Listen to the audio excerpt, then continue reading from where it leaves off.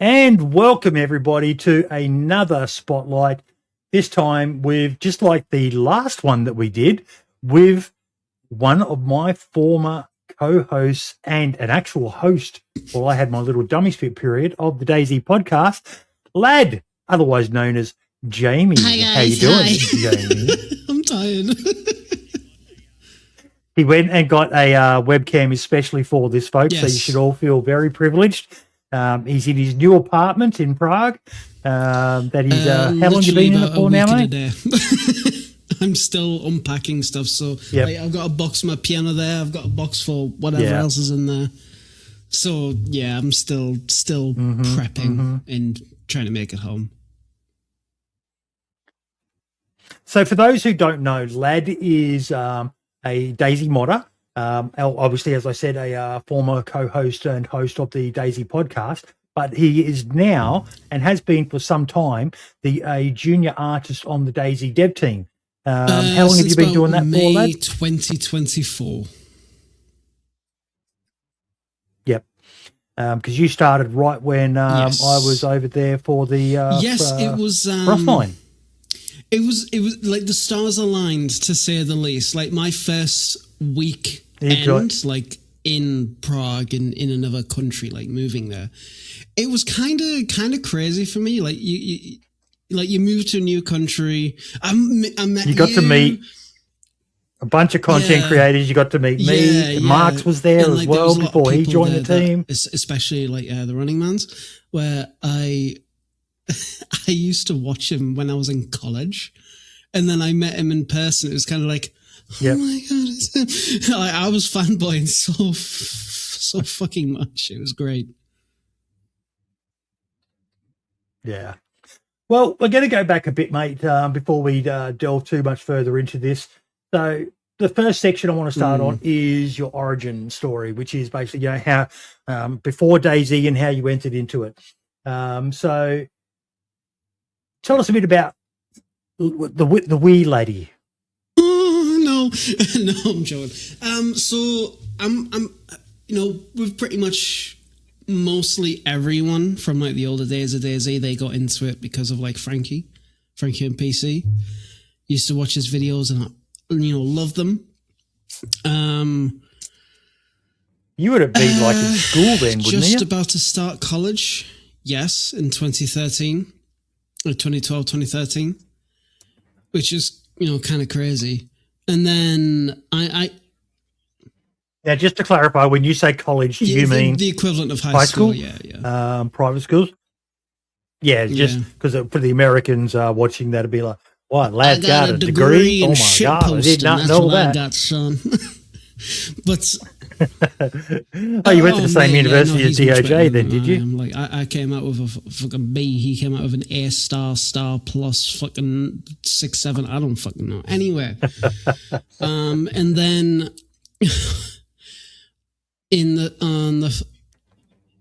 well, before even this, where did you grow up? So Whereabouts in the UK are you from? The northeast of England. My city is called Sunderland. That's where I'm from. So that's why you like Iron Brew so much. You're close to Scotland. Maybe. No, mate, I miss Iron Brew though. I miss it. You can't. Oh my God, my camera, my pixel. It's like I do actually miss Iron Brew. You can't bloody get it here. You have to like order it in, and it's a pain in the ass. I thought they used to have it in stock at the candy shop there, but it just wasn't popular enough. I went for it. No, they just didn't have it. So that sucked. If you're feeling generous, folks, I'll try to remember to put a link in the description of the video. There's a candy store, and you can order it, and you can get it delivered to the Bohemia Interactive office in the name of Lad. And he would probably love you a long time, and you may be able to convince him to put some graffiti or a shit in the bucket somewhere on the map. He can be bribed. He can be bribed. Yeah. Okay. Yeah. Totally. Yeah. Please, I'm desperate.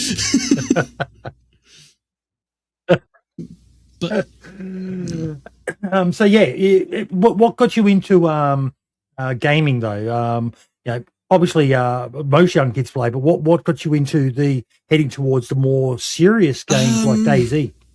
I think it was just like a natural progression of things. Like growing up, I didn't really, I had no concept of multiplayer games. Like for the longest time, I was stuck on the PlayStation 1, PlayStation 2, stuff like that. I didn't even know that the PlayStation 2 had an online capability until like years and years later. And then I think when I was in secondary school, when people were talking about like Xbox and PlayStation 3, I was kind of like, oh, this is kind of interesting. So I think after much convincing, I managed to get an Xbox 360 and then playing other games like that. And, you know, you play games and you have fun with your friends, but it's like, yeah, there's something kind of like missing. I'm missing something. And then as the years went on, you know, then of course came across, you know, Frankie, and it was like, there's no games like it, but this is the game I want, right? This is the game I want to play, because not only was I, you know, getting really big into the games at the time, but I've really enjoyed, you know, zombie movies. You know, one of my favorites is like Shaun of the Dead, and it's a great movie. Oh, great movie. And, you know, controversial, I really liked the Resident Evil movies before 4. No, same. And not just because Mila Jovovich is literally one of the hottest women on the face of the fucking earth, but... we differ there. Nah. What? Nah. Oh, okay. But no, I enjoyed them as well. I thought that, they're game movies about a game, so you shouldn't be expecting the most in-depth, amazing thing, because when they overthink it, well, look what they did to The Last of Us. You know, when they turned that into a TV series and all the rest of it. But no, I thought they were perfectly decent they're movies. a guilty pleasure. They're a guilty pleasure. They're so bad they're good. But, you know, there's also like 28 Days Later. I absolutely adored that movie. And that's kind of like what and then The Walking Dead. I didn't watch that until much, much later. And even then, I couldn't finish the show. I was just bored with it after a while. I got bored after a while, but really did, it started off strong. And it really hit that zombie apocalypse thing. But yeah, and you know, because of all of that, you know, when, you know, I realized, you know, a game or mod at the time, DayZ existed, it's like, oh, this is so cool. How do you play it? Is it on Xbox? No, it's PC. What? So, and then that's how I actually got introduced to like PC gaming. But I didn't get like a proper PC to play games until about 2015, 2016. When for like, I think it was a birthday or something like that, my ex-girlfriend, she was saving up money to then buy me the pass for me to build my own PC. And then on the 3rd of March 2016, yes, she bought me a copy of the game, and that was it. I was hooked. I was like, okay, all right, see you later, for like a few months. And, you know, I played the ever-loving shit of it. And that's how you broke up, the relationship broke up. She bought you the game, and you got everything you needed from her. Could you imagine? Oh my God. This was all the rules in order to get to the video game DayZ. Yes. You have not foiled my plans. I have succeeded. Like, that's fucking insane. Holy fuck. Hey, I mean, men are strange creatures. But yeah. So when did you start getting into the modding side of DayZ? So I started around 2020. I was, at the time, I was doing kind of like just bored shitless during COVID lockdown. There is a little bit before that, but I was doing like screenshots. I was using just like normal gameplay, even from the alpha days. And a couple of them got like featured on their Twitter, on their socials, which I was like, oh my God, that's so cool. But I kept posting stuff. And then I got noticed by New Dawn, like one of the servers back in the day. And they were like, oh, we really like your screenshots. Do you want to come do stuff for us? I was like, yeah, absolutely. And that's how I actually met Dumpgra. He was one of the guys that was doing it. And then when COVID hit, I had like an idea for like these solid fuel tablets. Because, I was like, oh, why not? And Dump was like, do you want to try doing it yourself? And I was like, mate, I've got no clue how to do any of this stuff. I am dumb as two thick planks of wood. Yes, please. So he sat down with me, very patient, went through like, the very basic stuff. And then I just caught the bug. And that was it. I was like, oh my God, I like a way I can be a bit creative in my own way. Okay, cool. And then I just kept at it, kept learning stuff, kept doing 3D stuff. And boy, I was bad at it. I was really bad. I had some interesting ideas, but I did not have the capability to actually do it.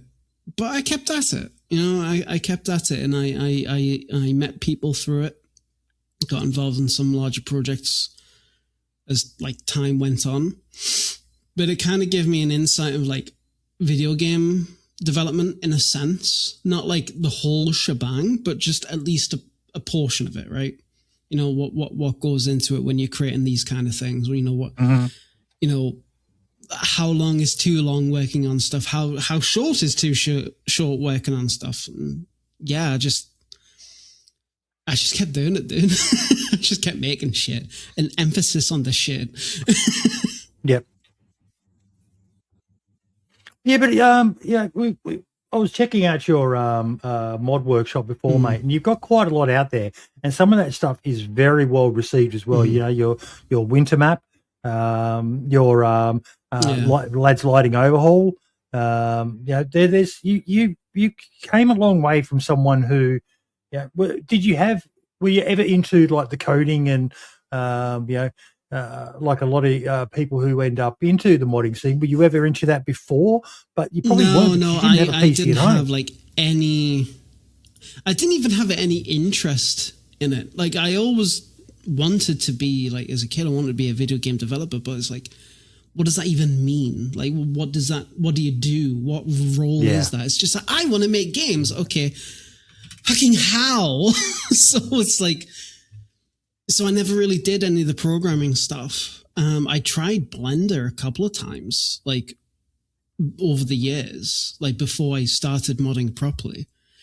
And I legitimately could not do it because I couldn't wrap my head around just a cube in a 3D space. And I was doing like the mug tutorial and the donut tutorial, and I couldn't process it. I was like, what am I doing? I don't get this. I quit. I can't do this. I'm clearly not cut out for this. Clearly I am now. Something. I must have done something right. But yeah. What were you doing IRL around that time as well, like work-wise? So from 2020 to 2021, I was unemployed. Because of, COVID. Like probably a large amount of the world, yeah. Screwed.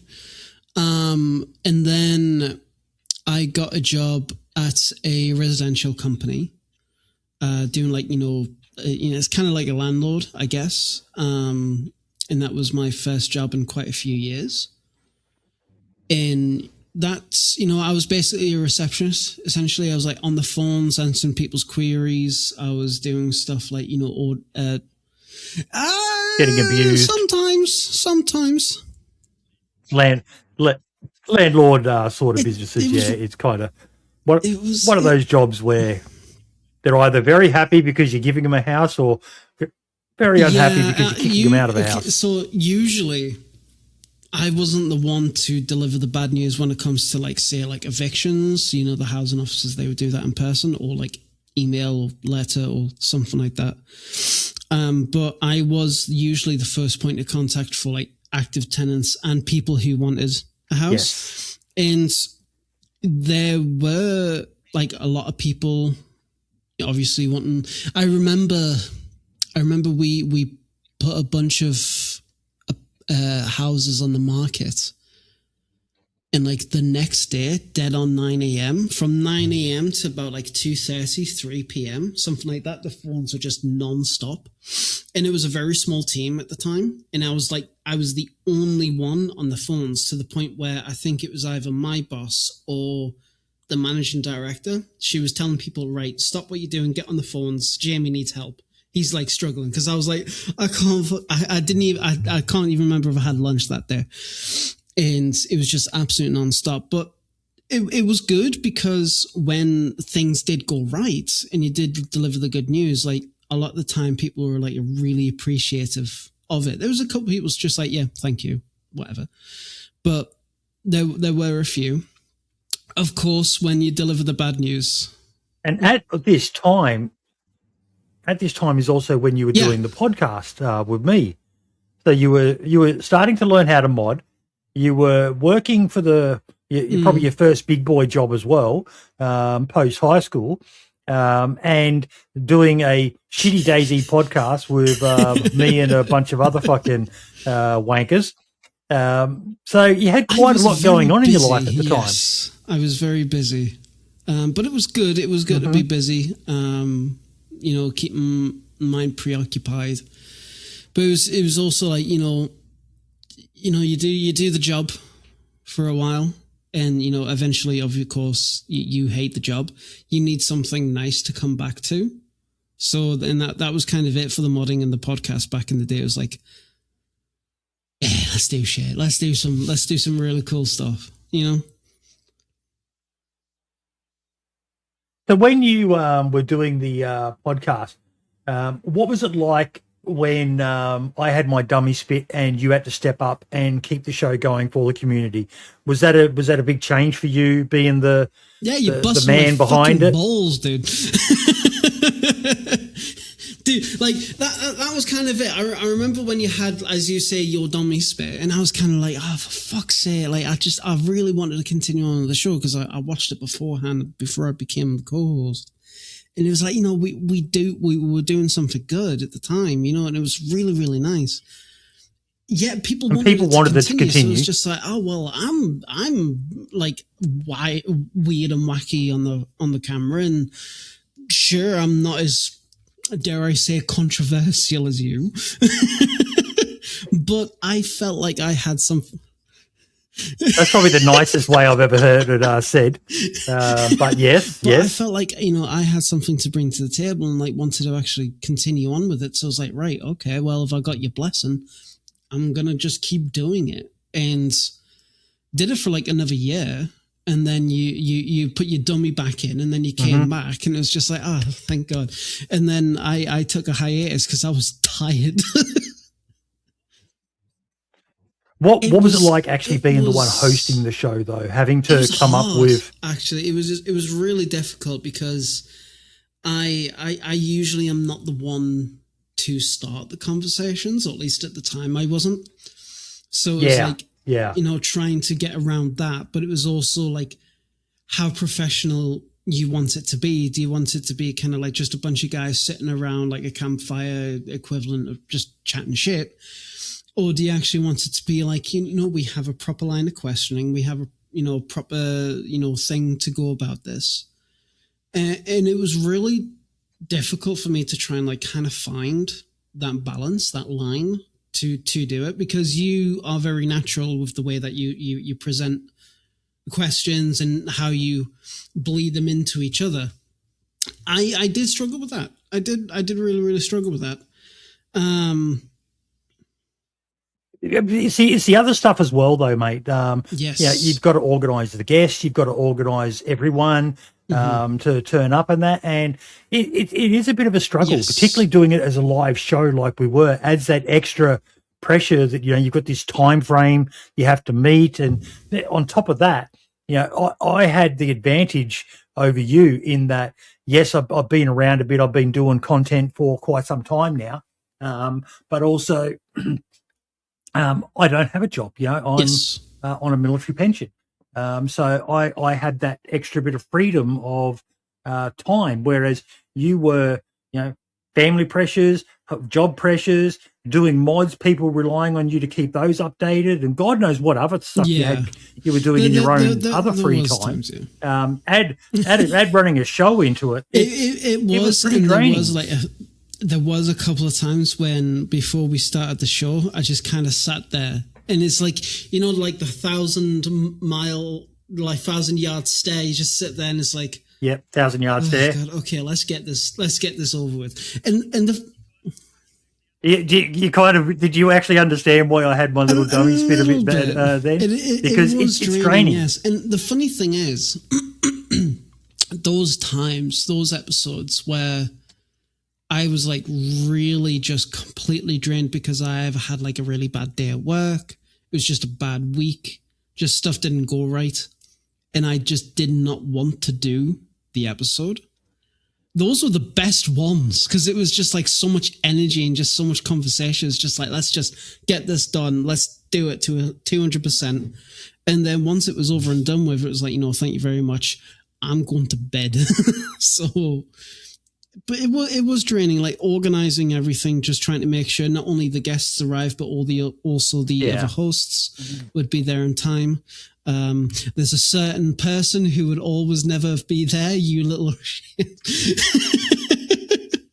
But it was, he's a good lad though. But it was like, and not only that, we were just trying to, change things up a bit, not just in terms of like, what kind of guests would have, but also like the style of the show, like the visuals of the show. And that was, it was kind of like, I wouldn't say a rebrand, but for the lack of a better word, it kind of was a bit of a rebrand. I don't think that worked as well, honestly. The viewers, people are strange creatures, mate. Look at DayZ. Look at the game you now work on. When you change stuff about it, some people just don't like change. There still, even with the announcement on Twitter, with my post and that, and it got a lot of retweets in that, and there's still people carrying on about the mod, and it's like some people don't like change. So it does make it hard. It makes it hard. Not many shows ever handle. Look at even rock bands, mate. When they change lead singers, not many survive. It's a hard fucking thing to do. I mean, even myself, I don't like change, or rather, I don't like change if I don't understand it. Like if I understand the reason why a change needs to be made, if it's going to be for the betterment of like a group of people or something like that, then it's kind of like, okay, I guess I get it, but you have to be a bit patient while I adjust because I'm dumb as shit. But for others, you're not. But yeah, yes, you're self-deprecating. Like I do that as well. But yeah, did it change how you saw the game and all the community? It gave me kind of like, I wouldn't say some insight in how video game development was at that time.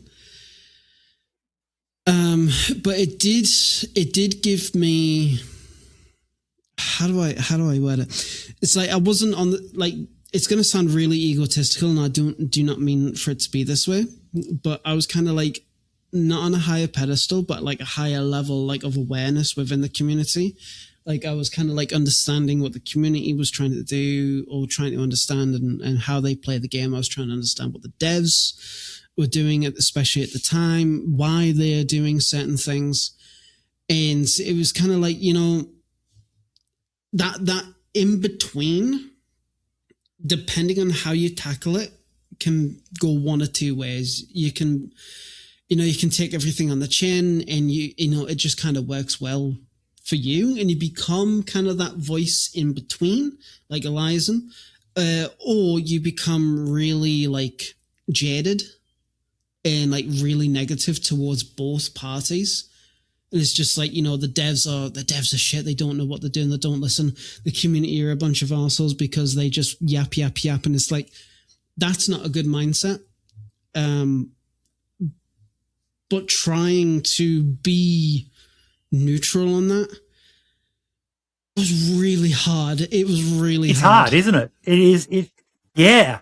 I 100% feel you, mate. And the abuse you cop from people because you don't say what they think and what they feel like, oh, they're the worst fucking dev team ever. No, they're not. They're a fucking amazing dev team. They're dealing with the hand they've been dealt. They can only work within the scope. BI, get company. No, BI, as far as I'm concerned, is borderline close to the gold standard of how you should develop a game. You create a base model, and within reason, you let modders do almost anything they want. As we've seen over the years on this show, mate, there's some weird and wonderful fucking mods out there. The anime one from fucking China still takes the cake for me. That was the trippiest fucking shit I've seen. But it was like, how cool is it that people can do that if they want to? Just because you can doesn't mean you should. Doesn't mean you should. No, yes, but no, that's their market. That's their market. It works for them. And I respect that. There are other things I don't respect, but overall, I do respect. I don't run a multi-million-dollar company, so I can only guess at the decisions, why they make them, and try to use my few extra spins on this rock that we call Earth to work out why they may make that decision. And I might not agree with it, but that's it. I'm not the one with hundreds of employees to keep paying every month. Yeah, right. No, but it's I mean, even when not as a dev and you're part of like projects, even like the podcast, for example, there's always going to be some kind of like decisions made that you don't necessarily agree with, and you kind of have to decide like, how do you? I wouldn't say. Well, how would you make the best of it? And that even applies to just pretty much fucking anything, really. Like you're not always going to do stuff that you like. Yeah. So you kind of got, just got to make the best of it, or as you would do, just spit your dummy out and take a vacation for a year, and then come back when it's like, okay, I feel better now. Did doing the podcast give you more confidence or help you, especially when you were taking the host, but also feel stronger in voice? Absolutely. In your opinion? I felt like it was quite freeing in a way, because especially at the time, I really struggled to kind of like have a voice in like certain things, certain topics, or just never really being able to like express how I feel and what to say. And sometimes I even struggle with it. Like I'll accidentally use like a bad word because I don't know the right word to say, or I come across in a really weird way, and I don't intend for it. But it did give me a lot more confidence in just being able to speak my mind and not be afraid to. Obviously, you still have to kind of like, figure out what's the right thing to say at what time. But it allowed me to be able to have a place in the room, not just like in the sidelines in the corner, observing, being the main voice. That was very helpful. Well, that kind of is the perfect segue for this. Looking back, do you think that period played a role in where you've ended up now? Absolutely fucking not. It was all me. It was nothing to do with the podcast. It was all me. I'm so cool. Yes. Yes, it did. I feel like if I wasn't to step out of my comfort zone to do the show, to do the, to be more outward when it came to the modding and how to present stuff, I don't feel I would have caught the eyes as much from the dev team, like Adam, DOJ, people like that they wouldn't have been able to be like, oh, we'll pick this guy up because he actually does some good stuff. I still sometimes think like it wasn't my skills as an artist that got me the job. It's just I just chatted a lot of shit. Somehow I got here. You're a fun bloke, mate. You are. You're a fun bloke. You had the core skills, and we'll go into more about your recruitment and that later. But it definitely did help you get your branding out there. So now I want to go back to more about learning to mod. So we've already covered a bit about how you started playing with things, and the first thing you tried. What was the biggest wall you hit early on? Biggest wall. I think it was. You talked about struggling to, like with the cube and the mug tutorial. And I think for DayZ, very specific. The biggest wall was, you don't know what you don't know, right? And there are so many different ways to do one simple thing. And you might find a way to do something, and another artist or whoever is like, no, that's not the right way you do this. So it's trying to figure out what was the most optimized way to do something to not only save time, but to save resources. As a modder, it's kind of generally accepted that it doesn't really matter. But for me, it did matter because I wanted to make sure that my stuff was high quality as it could be, but also as optimized as it could be. So it was learning how to do that kind of stuff. And there's not that much information out there, especially for DayZ modding. It's a lot of it is from word of mouth. Yeah, I was about to say that. Especially throughout the years. It's a lot better now. But back when I was doing it, there wasn't that much. DayZmodding.com, folks, got a website. Still trying to collate information. But that's one of the side quests of 87.8 Survivor FM is to try to have somewhere where people can find the information, because that's the thing I consistently hear is the information scattered to the four corners of the interwebs. And unless you know exactly what to look for, and when you said, as you said, there's so many different ways to do things. And if the other thing you said was, you don't know what you don't know. The goal with this is to try to at least it's not going to be a how-to website, but it's going to be you want to learn this, then go here, pointing to all the amazing tools that are out there. GitHub's got so much amazing shit. It's probably one of the best ones on YouTube, but it's trying to find the right stuff. I mean, and even then, because it's insane. A lot of the DayZ modding information, documentation, is applicable for Arma 2 and Arma 3. So unless there's something that's very DayZ specific, a lot of people end up just using information from that, especially the art side. A lot of that. What's an example of something that would be DayZ specific? I would probably say maybe spinning trees. No, Florian's got that down to a T. Sorry, little Dance of Jesus joke there, folks. As far Does he still have it on his desk? Different office now, so I don't see him. Thank God. Holy shit! How big's the team gotten? No, can't answer that. Big. I can say big, but to go back to the question, I think when it comes to the tree shaders, there's also some config parameters that's very specific to DayZ. There's occluders.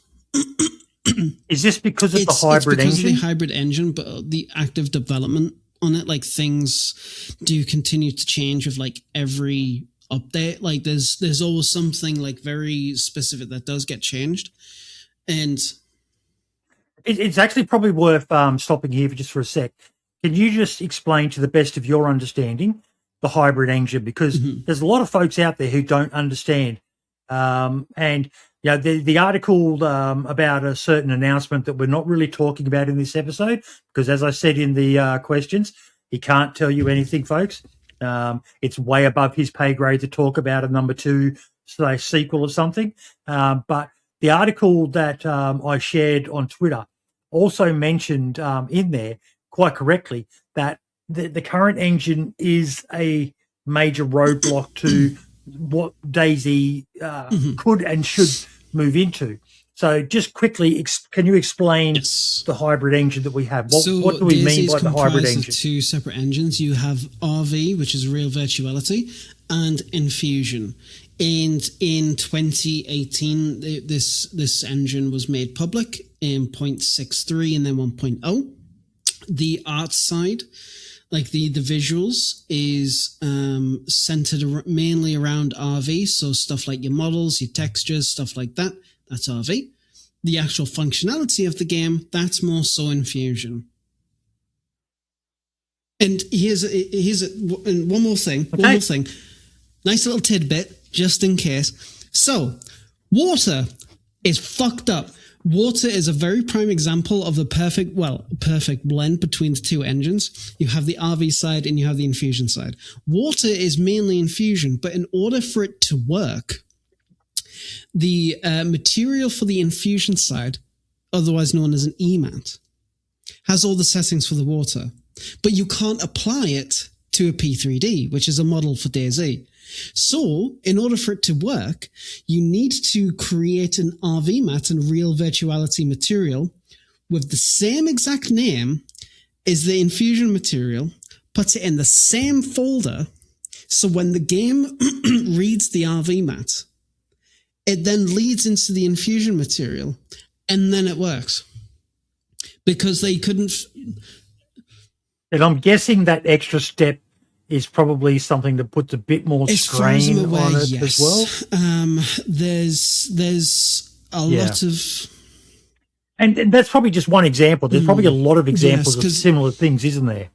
And these are all things that just hamper the game. Yes, because you have to think, like, at this point, DayZ, like, from 1.0 is been out for, like, 8 years. But in totality, it's been around since, like, 2013, so 13 years. So you have to think there is at least 2012, 2013, around that time. There's, 13 to 14 years of code, scripting, assets.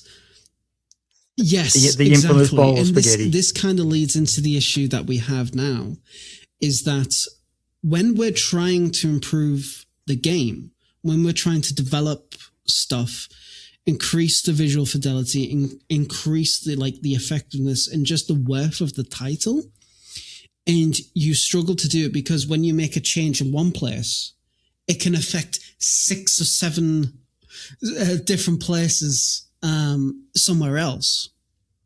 So you then have to go back, unfuck what's going on there, which could then fuck up something there. So it's like, it's trying to figure out how to go through, doing all this. And you could say, oh, well, just go back and rewrite it. But the thing is that there are people who created this section who are no longer at the company, or they're somewhere else in the company. So you then have to go back. Well, and again, I don't want you to say anything here because this is stuff that I've learnt over the years. But from what I understand, that's one of the biggest issues around my pet thing I love to bitch about, base building, is that the guys who implemented it are no longer there. And it's quite a specific skill set from what I understand. And when you add 1, they're not here anymore. 2, spaghetti code. 3, mixture of Infusion and the RV engine. It's as much as, I'm notorious for or infamous for talking about how I want them to do something about base building, but I'm also aware that it's not as easy as it sounds to where you probably remember me saying so many times on the show, mate. It sounds easy, but as we know, every single time that they do something fairly significant, oh my God, does it break fucking so much shit. Look at the concrete block. Look at the concrete block that fucking broke the game.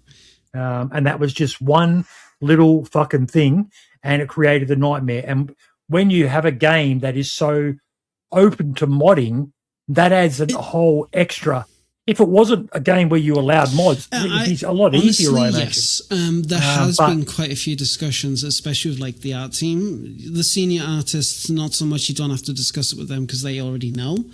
But like newer people in the team, when we're creating stuff, some people might be coming from a background where if a player can't see it, they don't have to make it, right? So like say if they're making like a shelf or something like that, they don't need to model the back of it. They don't need to do anything like that because the player can't see it.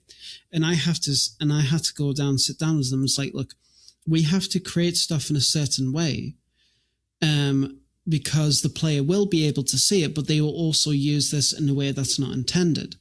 The concrete panel situation, for example.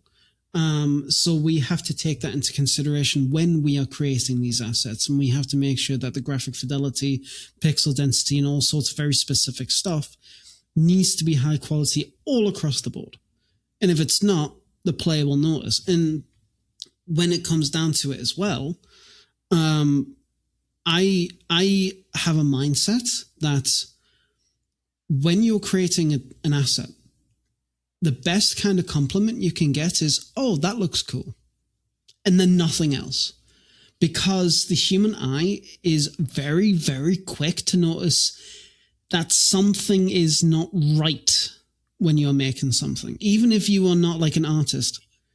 What, like maybe a kitchen sink in the middle of nowhere where it shouldn't be, or a pile of fishing stuff that's floating too high off the docks? Mike Doherty, I'm fucking watching like you. Stuff like that, but even when you're making like a cupboard door, for example, and it's off by just a little bit, and it's like, that doesn't look quite right. Or when the scale of like a piece of clothing is a little bit off, it's like, that doesn't look quite right. Like, yeah. It's part of survival instinct for the human mind to do that. You know, we live in a much safer world these days, even though things are kind of crazy at the moment. But we're always on the lookout for something that doesn't look right. Yeah. Is that something I need to be concerned about? So you're right, and when you say we pick up on shit that doesn't gel. Yeah. In fact, I remember in Frostline, when we were doing like the dev blogs, there was I've already talked about the kitchen sink. Yeah. So, you're going to talk about something. Thank you. And there's like the carpets on the walls. Yes. That was one of my piece de resistance. I loved replying to a certain tweet about that. The thing is like when you do your research and reference and research, which is what you have to do as an artist, you can't just vibe it. Like maybe it's an indie project, but is this kind of job? No, you have to actually prepare. You then realize things that you might not ever know before, right? You get that information, and then you try and apply it. And to people around those specific cultures and specific regions, it's like, oh, this kind of makes sense. But for other people, it's like, oh, that doesn't look quite right. So even then you have to try and figure out, okay, is this appropriate or not for what you're trying to do? Oh, we're making a map in this in this Eastern country that has these kind of like rituals. They have these kind of like cultural norms. You have to, in a way, which is surprisingly rugs on walls, folks. Yes, the rugs that most people put on the floor, which someone took to Twitter and went, what, they put fucking rugs on the wall? Yes, they actually do in that region. It's an old, not so common these days, but it is an old thing. And if you look at the majority of these places in the Sakal map, it's an old remote region. I'm actually listening to an audio book at the moment about the infamous tiger attack in that region. And they do still do a lot of the old traditions. What it is. It's like, it's kind of like bridging the gap between what you're trying to represent in the player. And when Frostline did fully come out, that was like one of the most common compliments I was getting was the interiors for the houses look so nice. They actually look lived in. And for me, that was kind of like a big thing because that was my role. That was my job. I did them because I didn't want there to be another copy paste.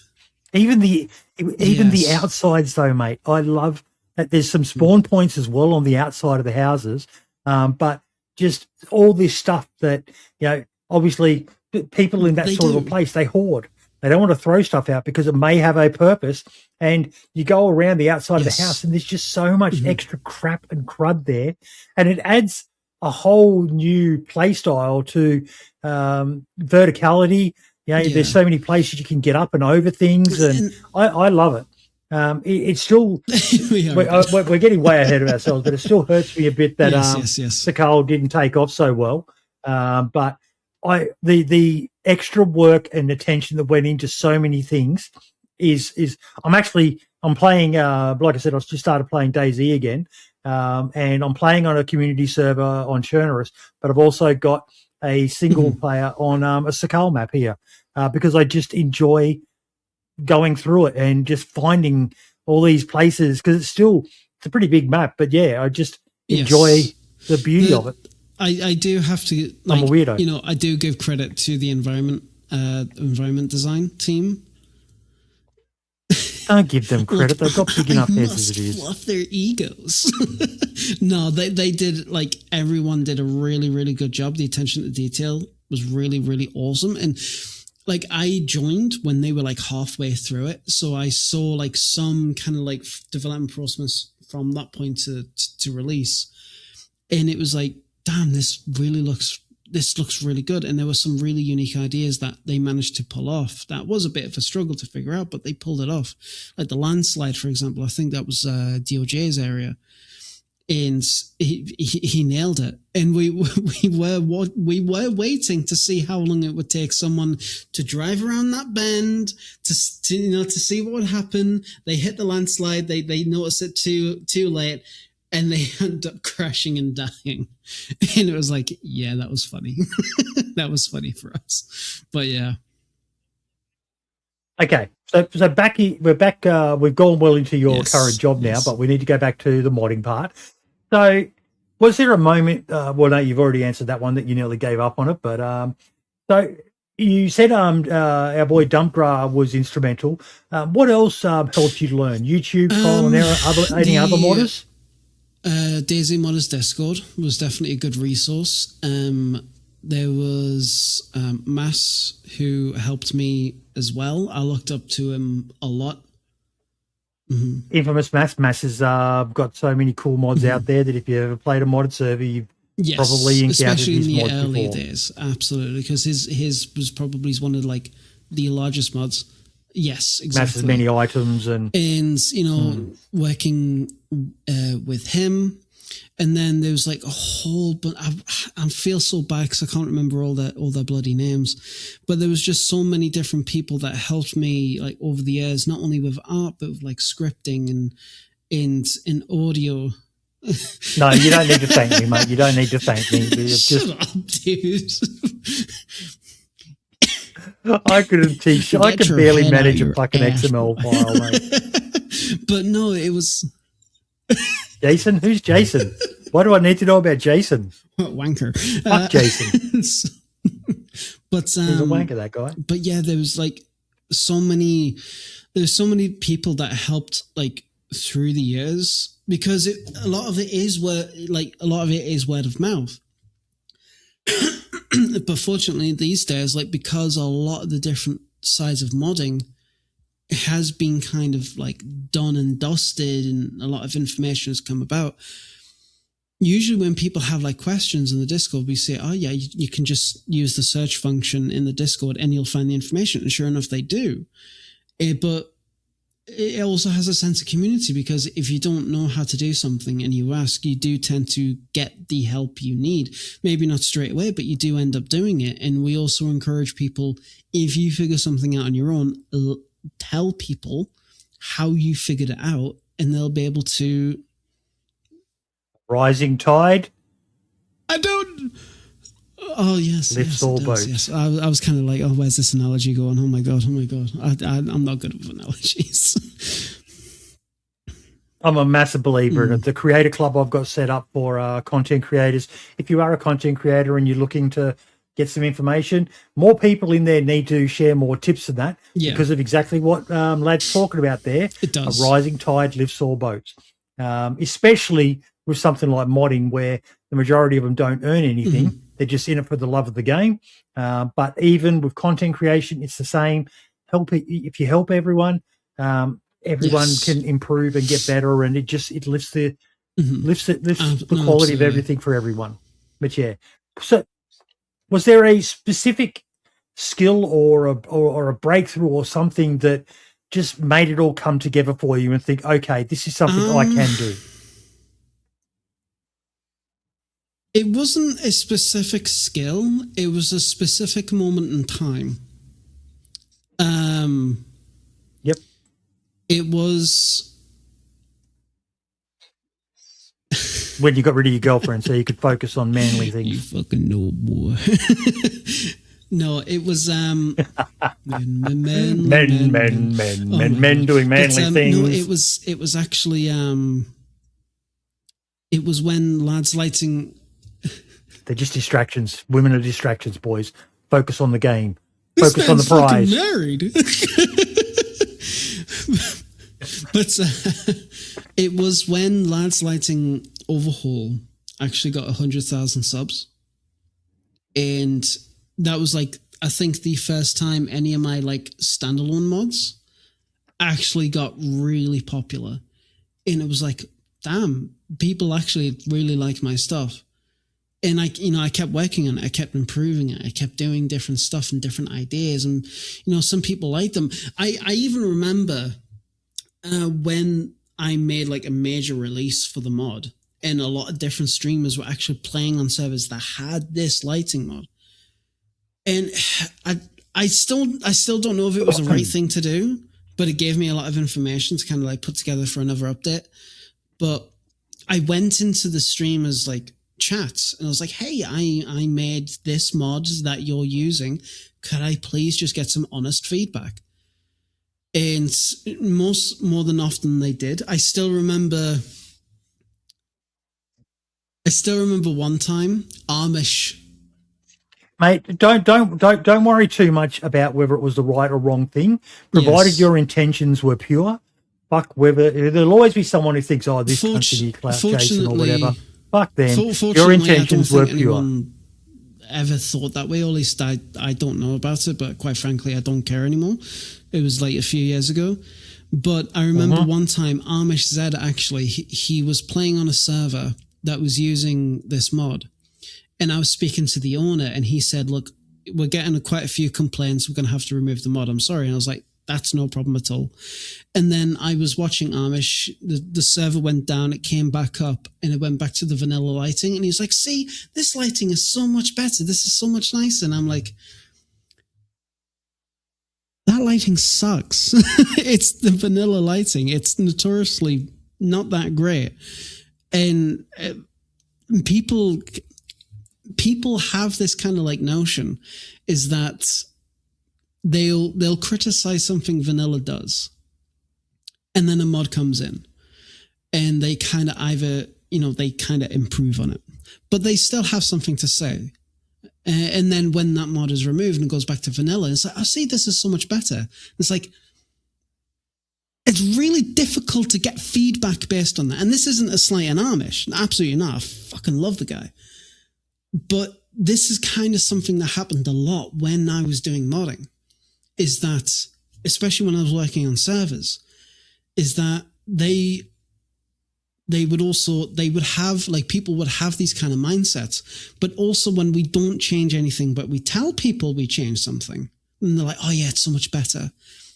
Placebo. And it's so difficult to actually gauge like proper feedback in certain environments because of that. So you really do have to do a lot, again, no, that relates to the art, but you have to really do your research into what is working and what isn't working, And that was kind of really difficult as a modder. Because again, going back to what I was saying before, usually you can just say like, I don't care. And a lot of modders are like that. No problem to that. Absolutely perfectly fine. I mean, it's going to sound really weird, but look at Namalsk. Namalsk is an amazing experience. Really, really cool. But when it comes to a lot of the custom buildings, all Sumrak did was he just, instead of like doing a proper like overlay for the structures, doing multi-material, like all sorts of very specific stuff, he just got a texture, just plunked it on there and called it a day. This man is the creative lead of DayZ. He's in like one of the highest positions. And he was also like art lead for like, you know, acting art lead for a long time. So it's like, oh, you would think some like these kind of experiences did. No. And the thing is, it works. It works really well because players ultimately, I wouldn't say they don't care, but when it comes to a mod, their expectations are a little bit lower. So it's like, oh no, it's perfectly fine. It's okay. Heck, even I was like, yeah, this is perfectly fine. This looks really fucking good. Dude, it's just a fucking planar projection. Like, it's the most basic thing. And it's so cool. And he for a lot of people don't know as well, but he did the moles, the second version of it, on a laptop until we did a fundraiser and we were able to purchase him a proper computer, a much better PC, which is again one of the nice things we've done through the 87A community. But that was actually Helkiana, and we jumped in to help her and support her and raise awareness for her. That was Helkiana's baby. She's just an amazing woman, that girl. So much love for her. If someone started modding today, what should they focus on leaving first? Don't. It's terrible. It's a curse you'll never get out. No, but I think start your ideas small. Don't think about like, oh, I'm going to create this massive mod that's going to do this, that, and the other. Your passion will die out really fucking quickly because you'll not know how to do stuff. And the information you'll want, you'll not get it fast. So your motivation will just plummet. Start something really small scale. Learn how the systems work, but also learn how the community around it work. Because if you go in knowing nothing and you have a big head and a big ego and you're just not really like pleasant to talk to, no one's going to help you. And that's not going to benefit anyone because even a new person who has no experience and no nothing like that, they can bring something new to the table, right? So just start your idea small, work on something really basic, dabble into stuff, and then over time, build up your skills, build up the ideas, start becoming a little bit more ambitious. Knowing your own boundaries is the most important thing to break them. And that was exactly it for me. Like, the largest mod I ever worked on was Winter Chinaris. And the only thing I was doing was the satellite map because the previous guy was gone. And I was like, that was my only thing for a long time. And I was still working on some small stuff, some server stuff, some more personal projects that never saw the light of day. But it was all practice. It was all like learning how stuff works, how stuff comes together. And then when the time comes, then you do a larger project. Like for me, it was Winter Chinaris V2. I'm the only one that's doing that. I would love more people to do it with me, please. Like I was really like, but anyway. And then once you get like that ambitious idea, once you have the skills, then you can do something really, really fucking cool. Or not even spearheading it, but just being a part of it, right? So start out small, start out bitch basic, even if you're doing something that someone else has already done. Just try it. Because if you don't, you never know what's going to happen. Honestly. What do new modders consistently get wrong? That AI can help them. These days, absolutely. The amount of times I've seen people say, oh, I asked ChatGPT, I asked Claude, I asked whatever.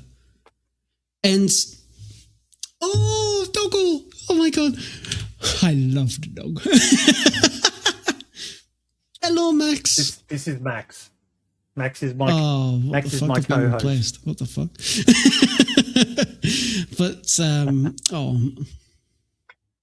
He is God. Utu famous. That's cute. And the dog's all right too. Yeah. Oh, bless. Oh, give me a kiss. Oh, Yes, nice. Max, Well, I had fuck's mine. lasagna for dinner. But Come on, buddy. And yet. But yes, I do have to give credit to like these kind of like LLMs and stuff like that, is that they are getting better with DayZ stuff, but people now rely on it quite a lot to do quite a lot of basic stuff. And when people give other people correct information, they'll just use the AI to check if it's right. And it's like, look, I get it. You know, it's the new big thing. I've used it a couple of times as well for various things that I can't go into. But for starting out as modding, absolutely not. No, you need to, in my opinion, you need to be a little bit old school. You just need to get your head down. You need to study. You need to talk to other people, and you need to be inquisitive. You need to be curious about stuff. Don't limit yourself to what this bot is telling you to think and what to do. It doesn't help anyone, right? I mean, but at the same time, I also saw just even a few hours ago, someone created this mod where they're throwing teddy bears and it explodes upon contact with the ground and it shoots fireworks. And they used I think it was ChatGPT to help them do that. A few years ago, that wouldn't have been possible. Now it is, which is kind of scary when you really think about it. But I'm going to guess that person, from my understanding of ChatGPT in almost every aspect of it, from whether you're a lawyer through to a property manager through to a modder, unless you know the majority of what you're asking and you're just using it to confirm or to make sure, you know, to dot your I's and cross your T's, it won't just do something for someone who has zero knowledge. You need to have the knowledge already, and then you can use it as basically like a library. Is the thing, right? Is that newcomers will see this, and then they'll think they'll just do it. And there was a period of time where there was just an influx of new modders in DayZ, and all they were doing was just using AI. And it was just like, it was so aggravating to see. And from someone in my position, I can't say anything about it. Is that just gatekeeping though? I'll push back on that. Is that just gatekeeping with, you know, back in my day? Yeah, you see that with soldiers all the time. Soldiers now, they use GPSs and they know where they are. Back in my day, we did fucking map and compass, mate. We did fucking resections and fucking. It is a fair argument, yes. It becomes a problem when that new thing, the AI, gives them more wrong information than correct information, and then they start to blame other people for it. And it's like, look, we are giving you the correct information. Own it. If you're going to do it, own it. Just be upfront about it. Say, purely AI made. Okay, I got this wrong. Thank you. Own it. And you can still judge someone. You can still judge them. Bring back bullying is what I say. But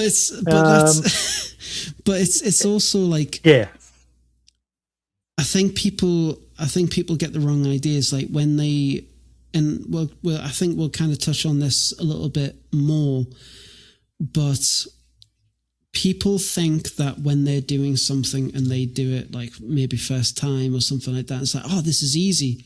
Why can't the devs do this? There's many reasons. There are many, many reasons. So just because it's easy for you as an individual to do it, doesn't mean it's easy for a team to do it. And we will elaborate on that later on. Yeah. There's also console, folks. That. And the limitations that is inherent with that. But yeah. Okay. So you've gone from growing up to discovering DayZ to hosting to building mods. At what point did this stop being a hobby and start becoming something bigger? We're starting to talk about that dream of where you are now, my man. When did you start to think that you might be able to apply for a job? I think it was actually DOJ.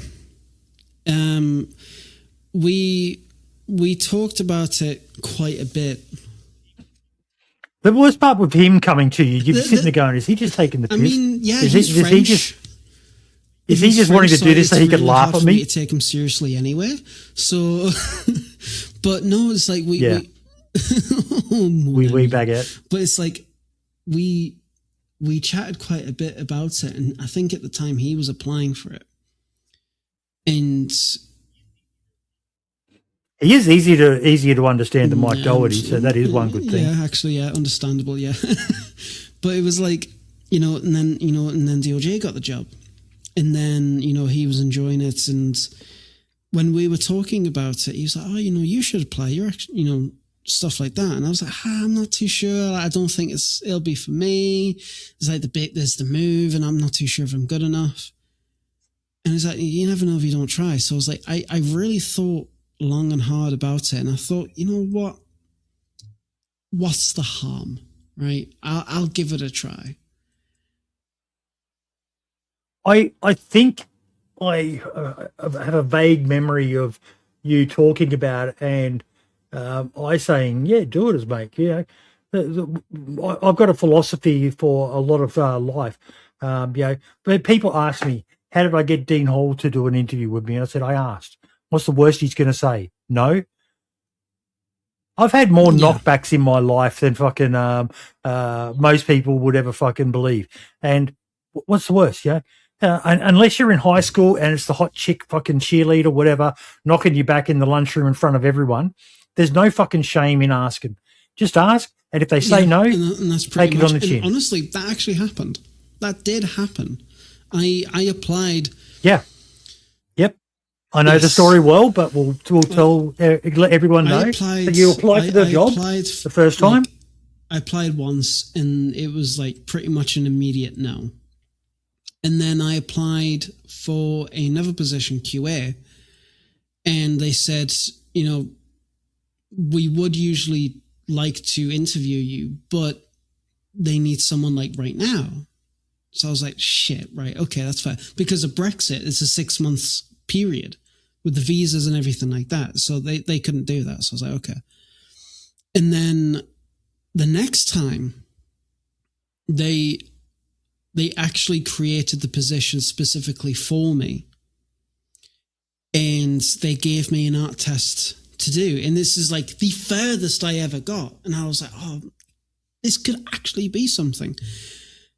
And I failed. I failed the art test. So what's an art test for those that don't know? You are given a task to do, and you have to fulfill. Yes. From memory, you had a radio, and you had to. Yep. Basically, look at the references that were given to you, and then go on from there and create this asset. Break it. So much I can break it down. You've heard me say this. Yes. Okay. So confidentiality. Yes. So you're basically told to make something based on like a task that's given to you, and I was given no time limit, so I could spend a month on it because I was also working full time. So it was like a couple of hours each day working on it to then get it done.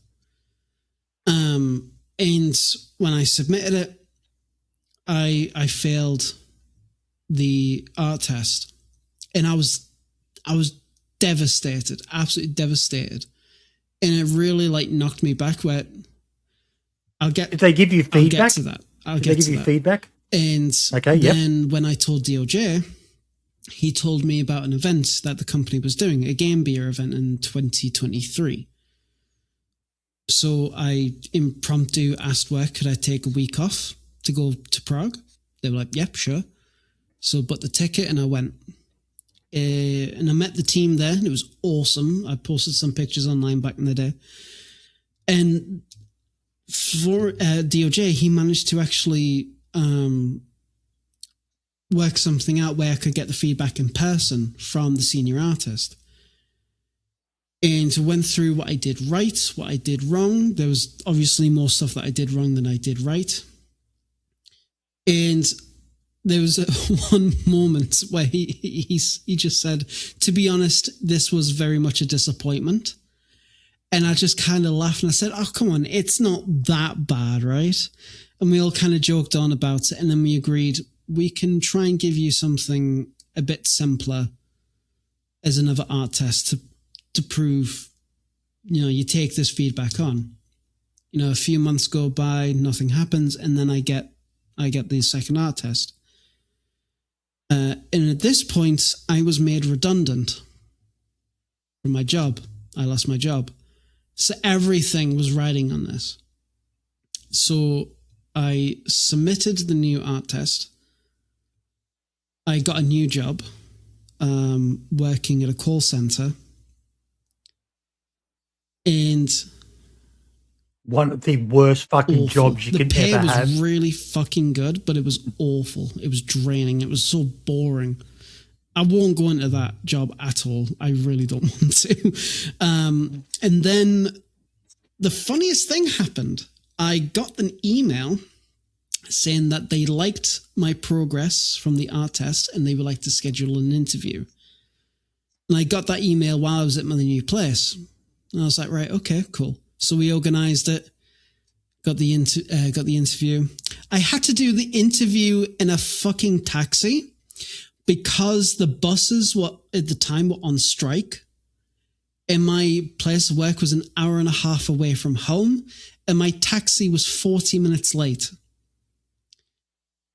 I had to ask DOJ to ask Sumrak, hey, I'm going to be late because of this. Can we please still do it? And sure enough, he was a sport and still did it. And then I think it was a week later, while I was at work, I got the email saying they would like to offer me the job. And I couldn't be like, yes, let's fucking go. I couldn't even do that because I was still at work. So by the time I read the email, I got the initial burst of excitement. I'm like, oh my God, this is happening. Done my shift, went home, and I went to my mum. I was like, hey, Mum, I got the job. Right, I'm going upstairs. My mum was like, oh my God, you got the job. And I'm like, yeah. Anyway, I'm going to go play War Thunder. Something like the excitement I had was gone. And my mum was like, what's wrong with you? And I'm like, So from that point on, I had to go to London twice. And it was like an 8-hour trip and an 8-hour trip back. And I had to do that twice in one day. And I had to make up an excuse of work why I had to do it the first time. And then I accidentally let slip, hey, I'm going to be quitting soon one day. I just wasn't thinking. And my boss took me aside and we talked about it. Didn't tell him why I was leaving. And then fortunately, the next day after I left, I had to do the second trip. And then like a month later, I was in Prague. And it was like, bruh, I'm still fucking here. They can't get rid of me. What a fucking journey. So, what was the question? How was it moving about how you got the job? Yes. Going from the hobby to the dream. So, obviously, there's a second big part of this, and we talked about this a bit last week with Mark. Yeah. Sorry, not last week, but the last interview with Mark's. But not only are you relocating, but you're relocating to another country, another language, other similar sort of cultures, but a lot of different. A lot of the food there is different. And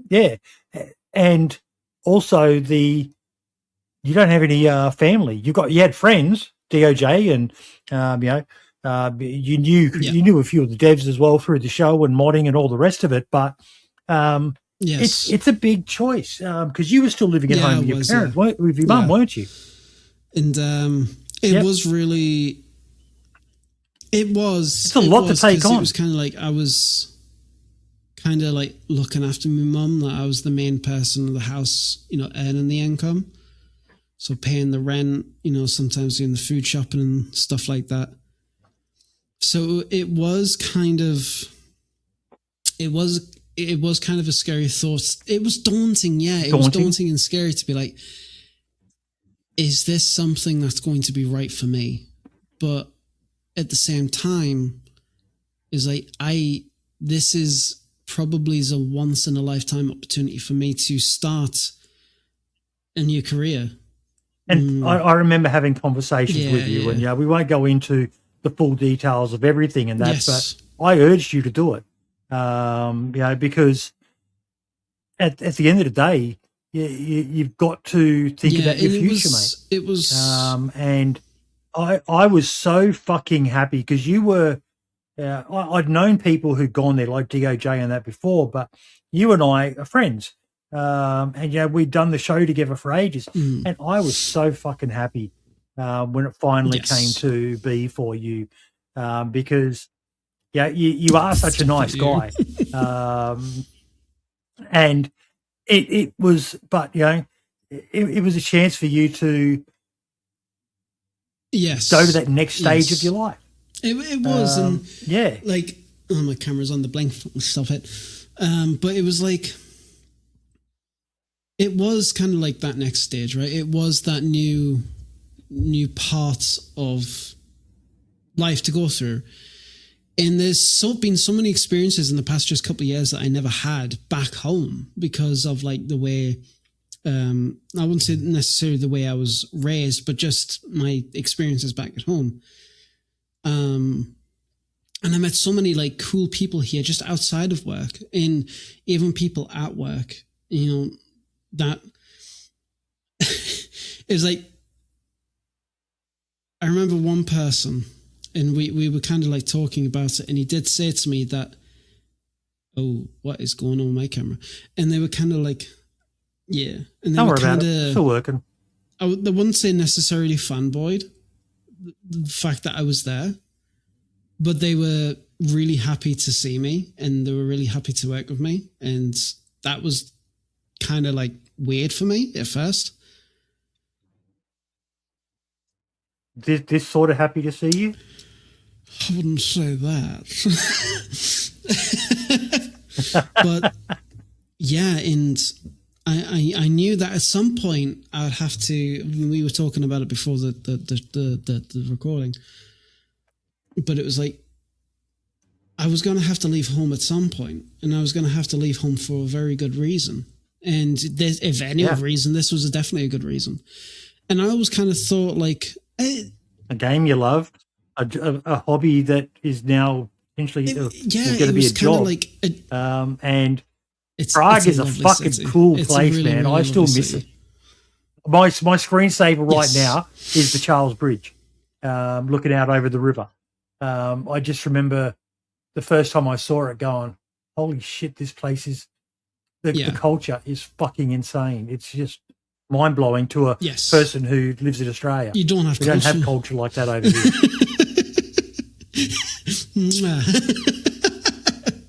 But see, and this is the thing, it was like, I was really scared to do it.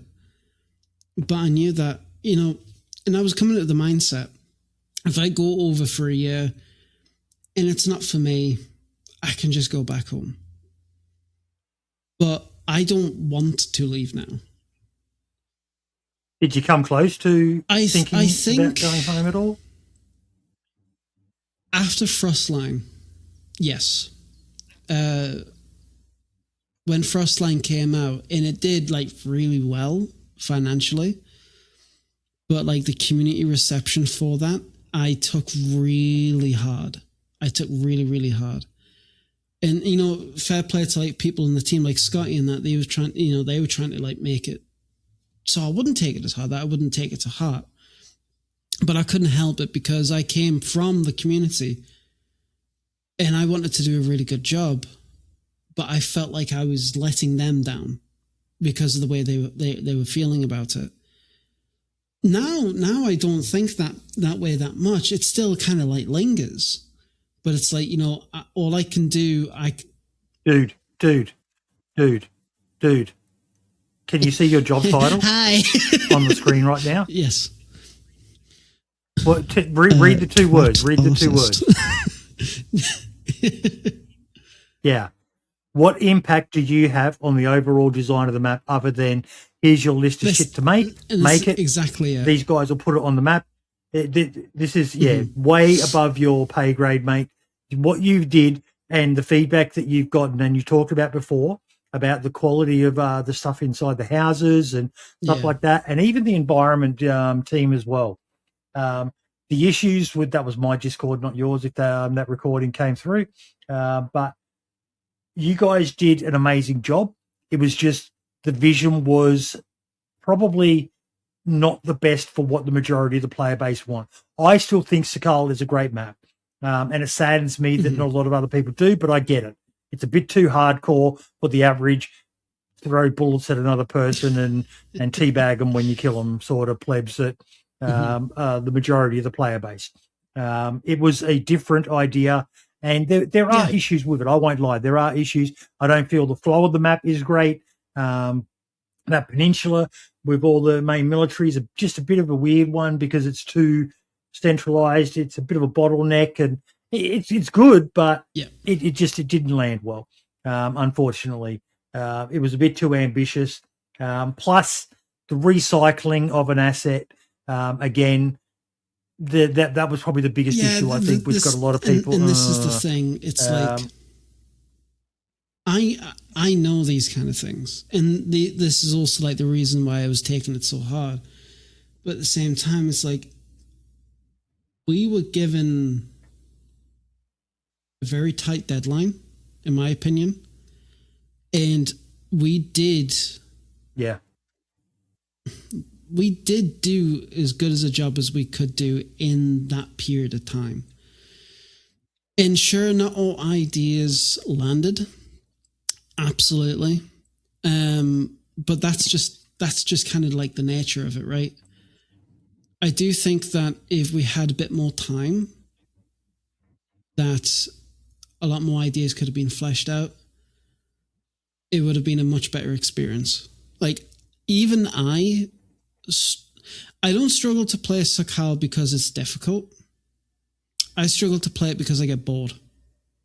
And I don't really get lost because it's a small map compared to like the other two. But I'm just very the flow is very outer. I enjoyed it because there is quite a bit in there, but it's not the most engaging interior of the map. And it pretty much you just go on a big ring around the main island until you've got enough shit to be able to go down into the peninsula and do the cool shit. Yeah. But I still remember at the event, mate, and being asked, what do you think? And straight away, from the limited information we saw, and it looked cool. Some of the shit looked really cool, but I still remember saying, and I can't remember who it was too, so I won't name drop anyone in case I get it wrong, but I think console's going to love it, but PC's going to be kind of meh. We've got Namolsk. And as you said before, Namolsk, for all simplicity, it just works. It just works. And it's even smaller than Sakal is. But it was an ambitious map choice. But, for the majority of the team at the lower levels, you guys did an amazing job. Other than the concrete and block, the thing is, that was an optimization. That was the annoying part. It was an optimization change that we decided to do. But I don't know the higher level of like what went into testing it, but and we won't go into it, mate, because I don't want you saying something that you shouldn't say and all the rest of it. And that's the thing, I want to reiterate that again, because the longer you and I talk, particularly because it's just you and me. Yes, I know. I don't want you saying something that because it's just like you and me talking in a Discord call at the moment. But okay. So where are we at?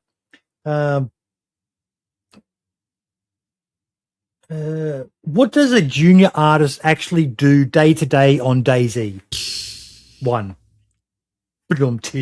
Had to get one joke in. Come on, you got to let me get one joke in. 24-hour stream when? That's the one question we have. The one question I said I was going to ask, and he's doing what he said he would do when I asked it. I saw your thing, Ill Manners. I saw it, and you can thank Orcs. Orc7 is the one who screenshotted that, and he obviously screenshotted it the day you said it, and he's kept it.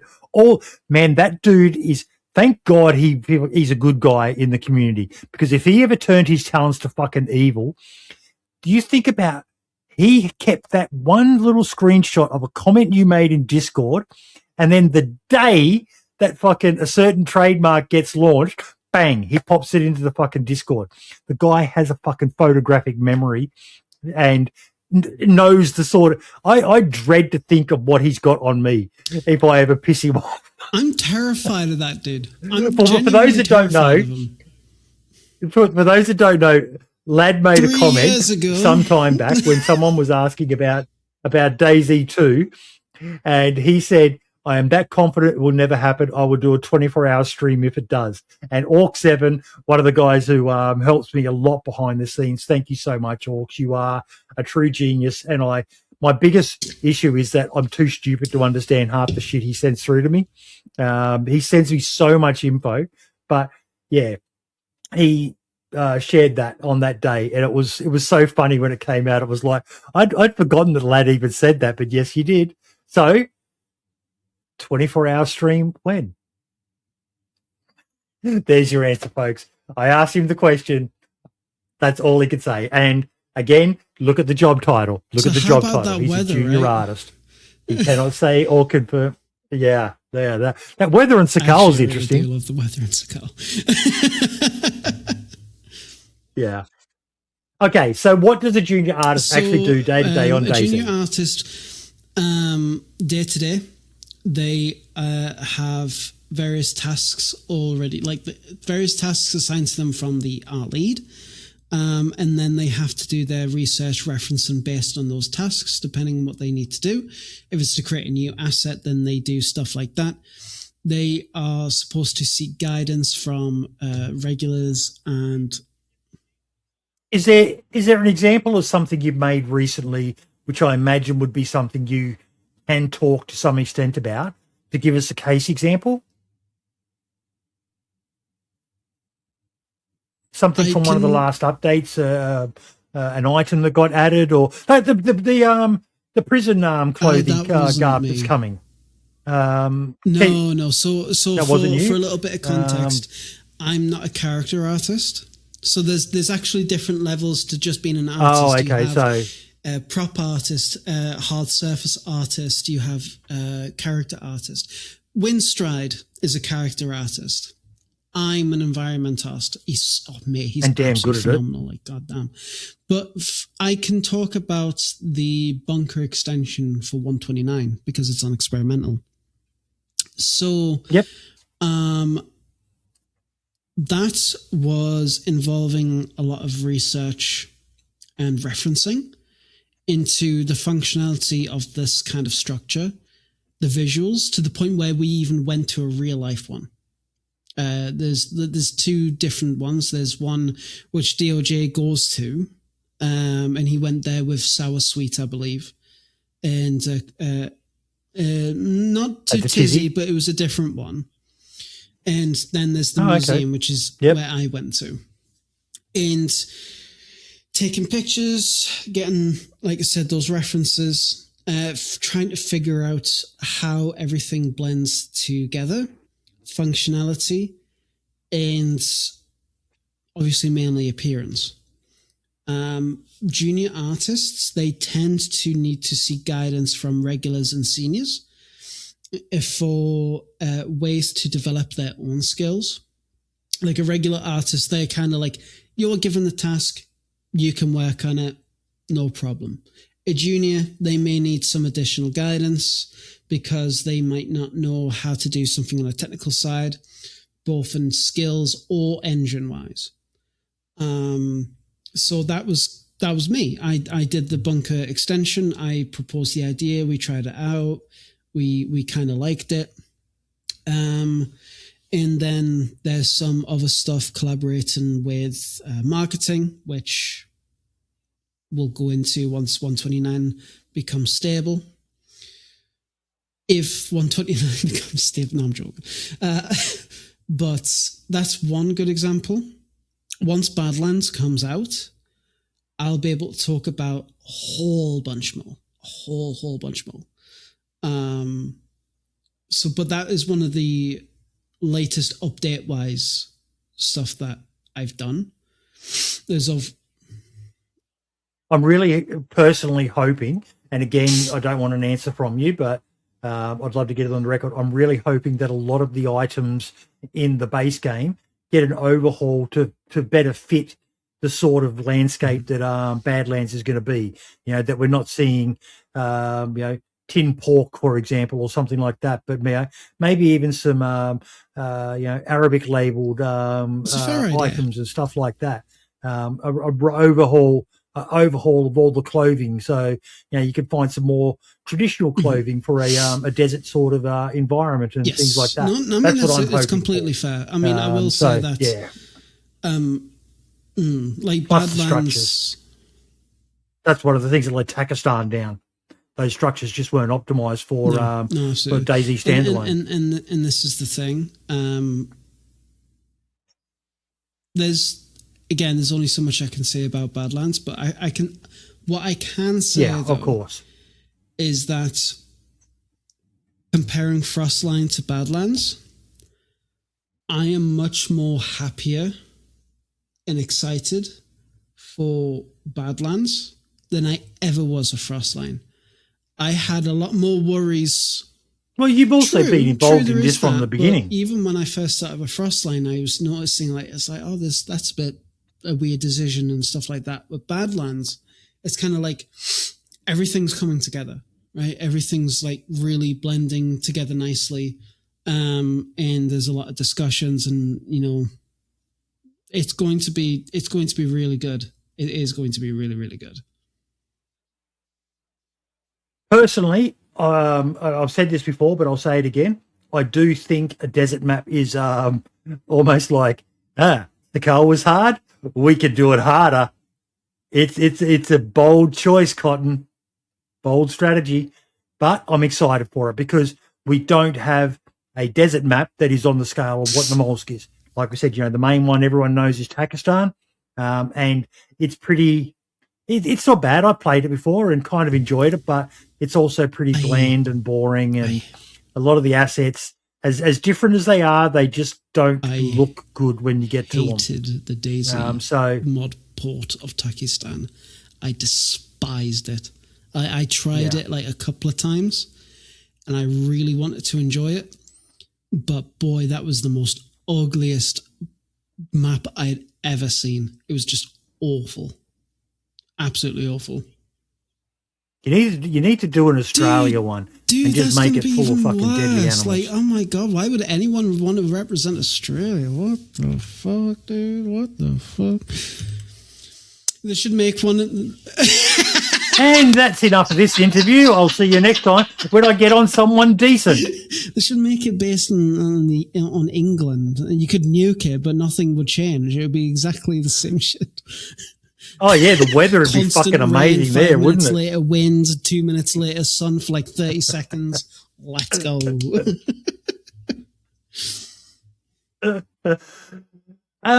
Okay, so what's something you've worked on that players might recognise? What's actually... I'm going to reword that one. What's the thing you've done that's out there that you're most proud of? Thing I've done that I'm most proud of?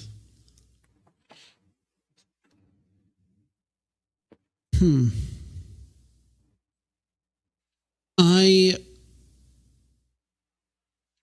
want to say like two things. So the first one is like kind of like a collaboration. That's the Frozen Lakes for Sakal. And I did love that when I stood on them and it started cracking and shit. I was like, it's so fucking cool, man. We mentioned it before, the interiors. The interiors. When it came to Frostline, I was doing a lot of bug fixing. Like a hell of a lot. Literally, even my first day, I was doing bug fixing. So when I did the interiors, that was kind of like my break into doing actual like artist stuff, I guess. And that was really, really cool. With the Frozen Lakes, it was really like a good collaborative effort between DOJ, the senior artist, and myself figuring out a lot of the technicals about what shaders work with what, how to do stuff in a really hacky way. That was a big challenge for you guys with Sakal too, wasn't it? Particularly on the landscape. Because, okay, so making frozen lakes itself, functionally, is super easy. Super, super easy. Because water is just a plane, right? And the shader does... You were already working on that with your winter journalist map too, weren't you? I was wondering if you were going to bring it up, because I got a funny story about that, actually, which I'll go on in a second. I'm pretty fucking dumb, but I do remember some shit, folks. So, yeah, every now and then I just like the opportunity to point it out that, yes, whilst I might have had a stroke, my brain still is working relatively okay, and I do have some memories knocking around, and they're going, hang about, lad was working on something with this already beforehand. But yeah, so to make frozen lakes, all you have to do is you turn so wind influences certain shader parameters. You just turn that setting all the way down and you add some collisions. Boosh, you've got the fundamentals of a frozen lake. Now, onto what you just mentioned. So, of January of that year, I was working on concepts for frozen lakes because I initially had the idea to replace all the water in winter showers with these frozen lakes. So I tried out different ideas, different texturing techniques, and I was posting these on Twitter. I was posting these in my Discord, and people really, really enjoyed them. They thought, oh, this is a really cool idea. DOJ, on the other hand, was really biting his tongue because I shit you not, at the same exact time, the guys in the office were also trying to figure out the same thing. They went a different direction, which is the direction we ultimately went with. But DOJ told me many months later that once he saw me working on it myself, he tried really hard not to slide into my DMs to be like, hey, Jamie, you should probably stop working on this. You shouldn't do this. Don't you it's fine. We've got it covered. You don't have to do anything. He couldn't say anything at all. So when I joined, that's funny. 4 or 5 months later, when I joined and I saw that they were working on it, I was like, are you taking the fucking piss? Because I spent, not only was it the art side I was figuring out, I was learning how audio was working, how the sound shade is connected to sound sets, footsteps. I bought it was still a good exercise. With my money for frozen footsteps, footsteps on ice, and all sorts of stuff. I was audio mixing the sounds of an axe or something hitting ice with footsteps to make sure it's when you jump, it's going to have these cracks. I was doing, I didn't have to do shit. Honestly, I was very happy. It made replacing it so much easier. But it was oh my God. It was just the fact that we were both working on the same exact time, which just kind of killed me. It was so great. I just realised something as well. When I asked the question about what does a junior artist actually do day to day, you said that you start the day with your list of tasks. Is that all you do is just work on those tasks, or is there anything else that we missed? Yes, mainly is whatever tasks you have, because sometimes they can go on for multiple days or weeks. You just work on them. You discuss stuff with your fellow artists. If you have any issues, or you're stuck, or you have any ideas, then you propose it to the relevant parties. Or if you have a question on the design of it, then you speak to the design team. Maybe you need some clarification to better understand how to approach something. You do stuff like that. So it's not just you get to your desk, you make stuff, you go home. There's a lot of discussion. There's a lot of talking. And it's not just idle banter. I mean, there's a little bit of that because we're all the same team. but it's trying to understand what other people are thinking in order for you to make your stuff better. That's kind of like one of the biggest parts for me, at least. Do you just get together as a team, and do you get together with the other departments to talk about stuff, or is that something you might do weekly or monthly or daily, or how does that work? What you're working on. Of course, there's only so much I can go into with that, but it could be the case where you're working on a feature and there's certain people who is assigned to that task. So you sync up to figure out, okay. When you say a feature, give us an example. Dumb it down, remember.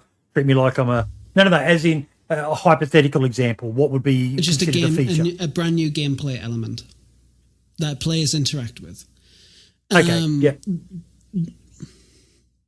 So like the bunker mechanism, that would be what you call a feature. Yeah, that's what I was. I wasn't asking, trying to catch you there. I was trying to just make it clear. It's feature can mean a lot of different things. It could be the case of you have someone who's going to do the audio. That actually really hurt my shin then as well. You saw my camera shake. I just kicked my table. Do we need to call this? Do we need to call the doctor? I'm having a stroke. Are you all right? Are you all right, Granddad? Are you okay? Fuck you. But it's like, so we have these discussions. I'm old enough to be this guy's dad, and this is the fucking respect he shows me. Fuck me. I'll tell my wife you said that. You don't want to upset her.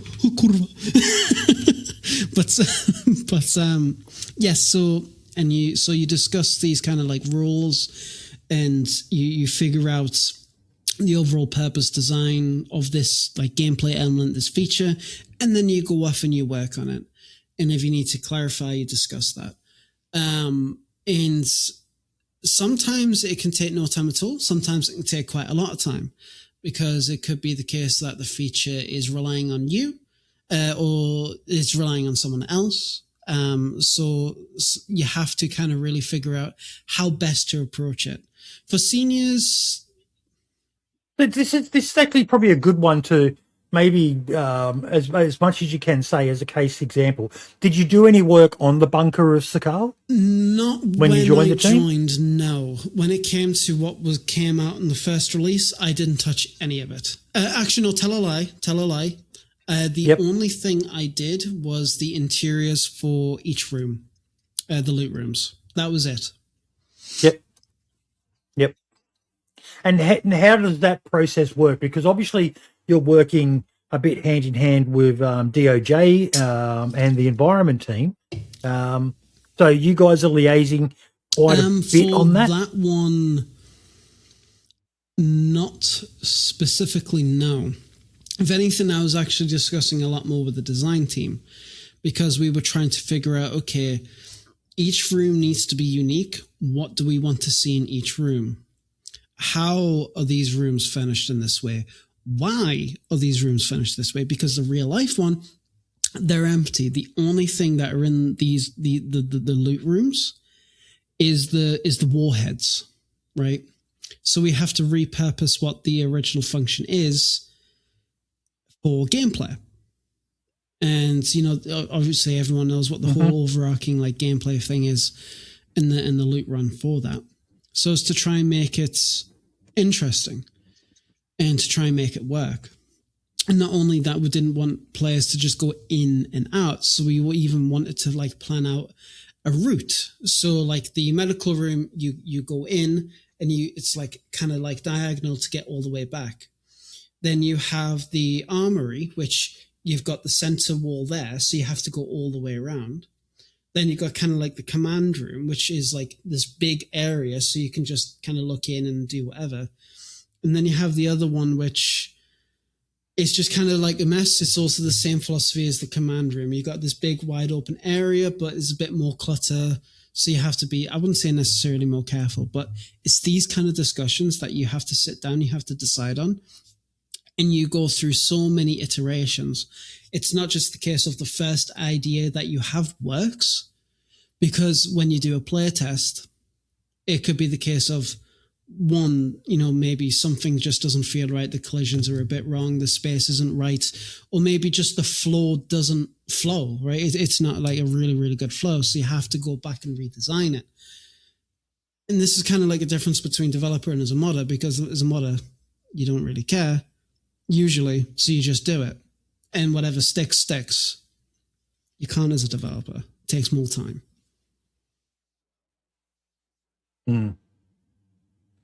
I'm really interested, and we might have to, if this one goes well, and if let us know in the comments below, folks, if you would like to see me do one with Lad post Badlands, when we could talk about that. But I'm really interested in, in particular, the well concept. The limited information. And again, I don't want you to say anything, but I'm genuinely fascinated because this is one of the things that excites me the most. Sakal introduced new stuff. We got the lockable briefcases. We got the bunker where, we already had the key card with Livonia and the bunker there. But now we had this one where you had to go and fuel up the generator, have a glow plug. You played with the switches. So it added another feature or mechanic to the game. And the wells, the limited that we know that you've from the trailers and that we've seen and the bit of information that's been received about having to reconstruct them, I'm genuinely excited about that, not just because of what it's going to be for Badlands, but what this also opens up for modders. Because every time they add something like this, if it's an extension to the core fabric of the game, then that gives modders, and modders have done some amazing shit, the key card mods and all the rest of it that are out there, teleportation between maps, and there's some amazing mods out there, but when something gets added to the base of the game, it creates a lot more opportunities for modders to expand their talents and that. So I'm very excited. And if you would love to see Lad come back on and talk about that post Badlands release, I'll be down anyway. Give us a comment. Let us know. And if we can get the okay, we'll do it, because I genuinely love hearing this shit. I don't understand a lot of it, but I genuinely love hearing it because I've said it once, I'll say it twice. I may not be the smartest man, but I genuinely get joy from watching what smart, intelligent people, and then the ones like Lad and Mike Doherty are able to. Mate, you've been hanging shit on me so much this interview, I had to get one back at you. But yeah, I genuinely love hearing those sorts of stories. So where are we up to now? What surprised you the most once you got inside the dev team?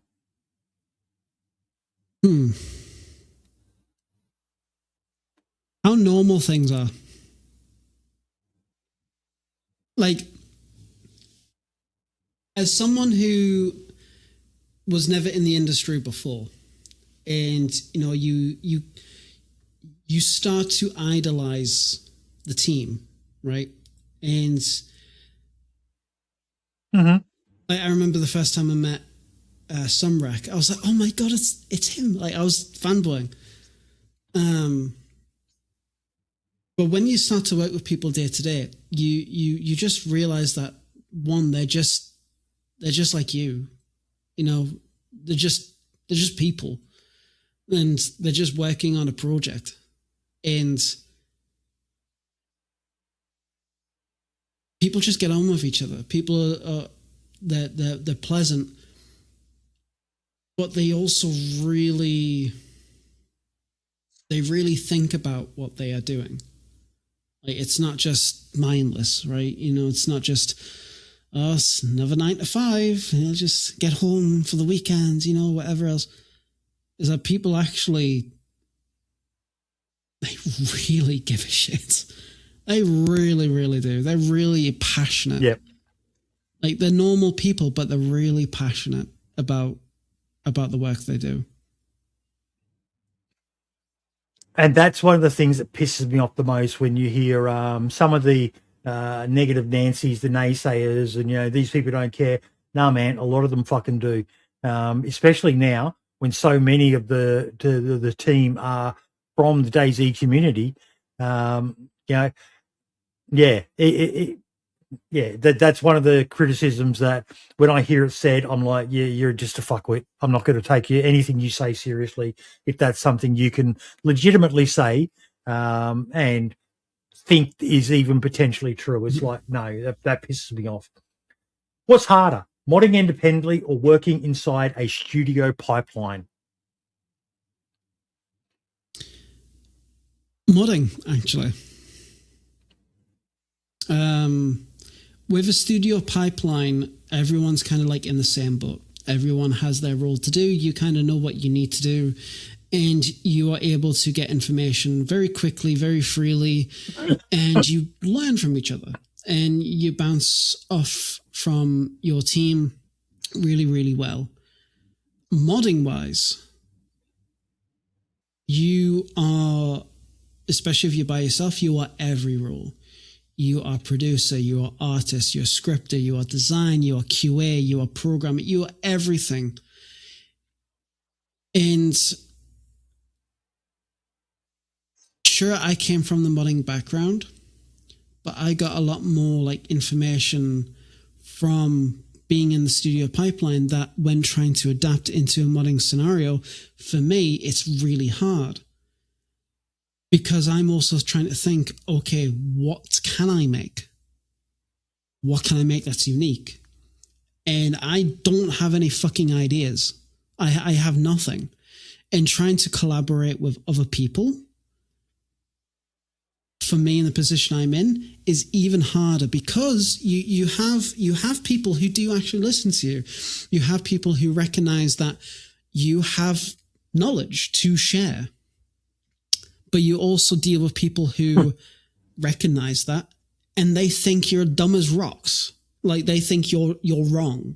You don't know what you're talking about. Even if you get paid for the job, yeah, you don't know what you're talking about. I'm doing this and having all this and it works. And it's like, well, no, it fucking doesn't. And you can't do anything about it because it's like, you know, it's up to them for them to listen to you. And it's up to them to basically want to learn from that. So either way, modding wise, you're fucked. In my experience at the moment, you're just fucked because there's a lot of different clashing of ideas as well, right? And in a studio pipeline, you all kind of like understand what you're trying to go for. And everyone has different ideas on how to approach it. Mm-hmm. But ultimately, at the end, you can all agree, okay, this is how we go about it. This is what we do. Everyone has their roles. Let's do a good job. Modding-wise, absolutely not. It does not work. It really, really does not work. And before, maybe a few years ago, it does. But now, absolutely not. And it infuriates me. It actually does get on my fucking tits. Not because I think people should listen to me, ha ha ha, but it's just like, because I can recognize now what is going to work, what is not going to work. And I'm trying to like explain that to people and they just don't care. And I know I said like, modders is, they don't have to care. And that's fine. But if they want to be a good modder, they do kind of have to care. And I think that's the hardest thing for me is I want to do stuff outside of work. I want to do stuff to improve my own work. And I want to do stuff that is a really cool idea that I think will really benefit like the game in some shape or form. But people just, it's so much harder to work with. Like, I think a good example is when I stepped away from modding last year. I then decided I want people to work with for Winter Showers V2. I wanted to get a team together, kind of like the original Winter Showers team, of different people with different skills, different mindsets, so we can come together to continue developing the mod, fix some stuff from like the old version, and to add some new details, new stuff. And I was posting around, and I got 0 takers. So it's like, okay, well, does that mean the mod's dead then? Because I kind of don't want to work on it all the time in my free time. So it's just trying to even get people to be interested as well. So it's like, look at the amount of trouble Steve and the team had with expansion. You know, they had so many people join and leave, and it's hard running a team, especially when it's a pro bono. The sort of the same as what we had with the podcast, mate. When there's no money as the motivator, it's very hard to find genuinely. Even the Modders Discord, there's DayZ Reddit. Everything that's done for free, there's always going to be issues because it basically comes down to how much free time do I have? Is it worth it? And modding is one of those things where, I joked about it for ages, but it's the thing that makes it funny is because it's true. The most common, you were talking before about, the feedback you get, and when you get good feedback, it's great. The most common feedback that modders get is fix your fucking mod. And it is, it's a loveless task that you've really got to be passionate about to stick with. And this is kind of it, right? Is as a modder, like there's one particular modder who I actually kind of admire because he just makes stuff and he doesn't really, I wouldn't say he doesn't really care, but he just does whatever. Is Zen Anarchist. Is that he'll make Yep. I'm trying my hardest to get him on the show because he's amazing, and he's an Aussie. That explains a lot then. But like, I've got to represent Aussie pride, mate. But yeah, it's like when I collaborated with Rag Tyson on the ice fishing. I love him. Fucking love Rag. His sense of humor is out when there. When we collaborated on the ice fishing mod, that took us collectively a week to do, from concepting, testing, release. And that was a perfect collaboration because we both easily just were able to figure out what we wanted to do, how we're going to do it. We discovered some weird intricacies with the infusion side of the engine about how water renders on water. Very weird, complicated stuff I won't go into. Was this pre time in the DayZ? This is after Frostline came out. And, it all came out really, really well. And there was not that much feedback on it, apart from just the subscriber number going up and people really enjoyed it. So I was like, oh, great, that's awesome. There was like maybe one issue where we didn't include like a super something. I'm not a script or programmer, so I'm not too sure. So of course, like some issues with like other mods, but we fixed that and that was fine. So as far as I'm aware, that particular mod successful. Winter Chinaris V2, on the other hand, yes, it has the subscriber account, but a lot of the feedback that I typically get is, all right, I've made the server summer now. Why is it still cold? Why is there still snow? Why is there still this? Why is there still that? Fix your mod. This mod sucks because of XYZ. And it's like, at first, I was answering all those kind of queries. Now I'm just like, I just don't care anymore.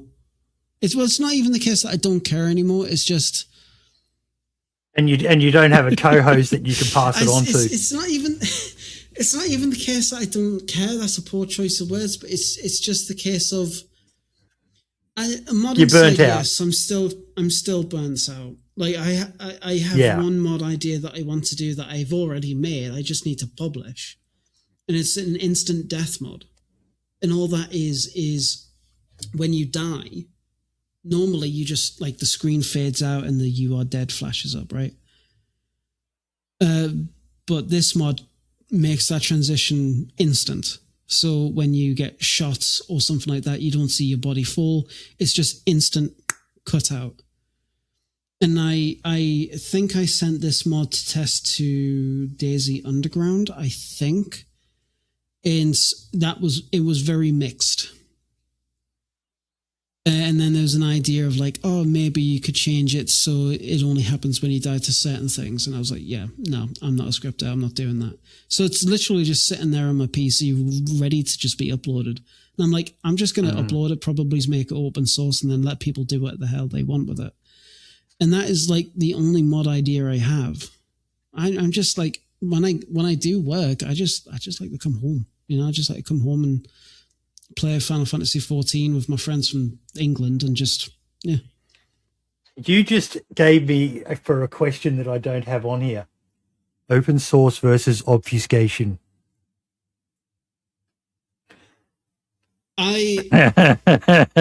Obfuscation's a bit of not so much a buzzword anymore, but it was the buzzword a few months back there, wasn't it? I am of the opinion that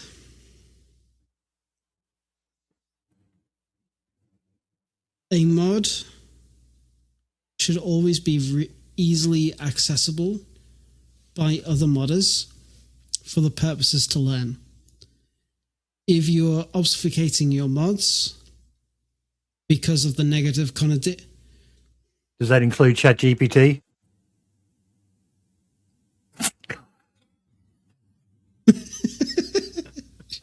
Fuck you.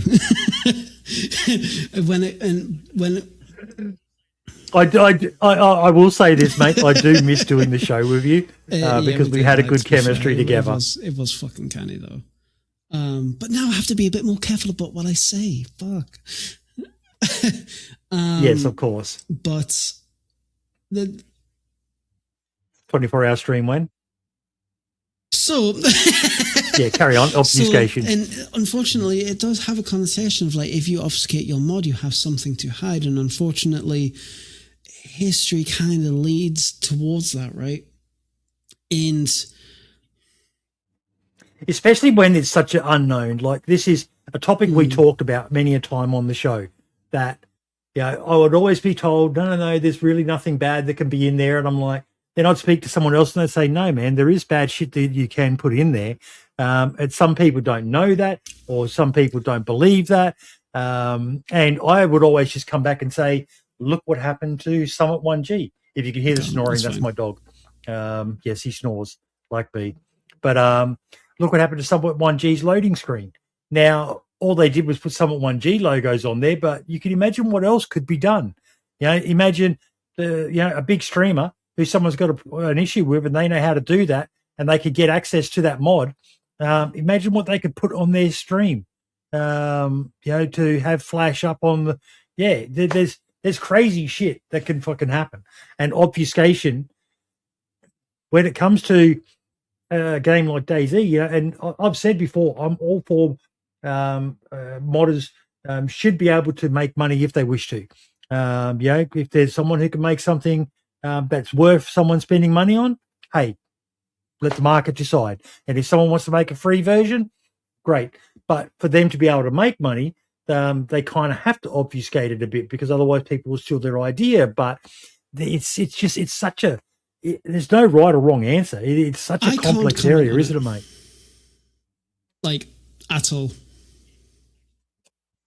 Yeah, actually, this is maybe a few years ago. A few years ago, I would be able to freely talk about it, but unfortunately, I can't. Sorry. Yeah. Has being inside the dev team changed how you look at mods now? Yes, you sort of touched on it, but absolutely. Yeah. Okay. It's kind of like when you're starting to learn how to mod, and you notice things with other games. Or you even notice stuff with the game you're modding where like things are not working right, or even when you're submitting a bug ticket and you know how to fix it, but you have to submit it to the relevant people so they can fix it. I submitted a bunch of stuff on the feedback tracker, which by the way is for nerds, and man. I joined the company. What a fucking hit piece that was. I'm sorry, but that was fucking pathetic. Whoever lodged that fucking ticket, go look in the mirror and give yourself 20 fucking uppercuts. You're a fucking cunt of a human being. And I know who you are. I just work You're here. a ton of a fucking human being. Yeah. I'm sorry, but every time that gets brought up, it pisses me off.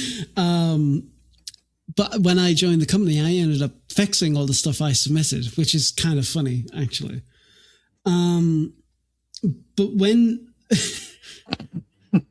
There you go, folks. There's how you can actually get some action on the feedback tracker. For all of you who have tickets outstanding, apply for a job, wait 6 months until you get hired, and then you can go and fix it. You heard it first here. Yay! That's how the feedback tracker works. I very recently, actually, and kind of a segue, and I'll go back to the original question.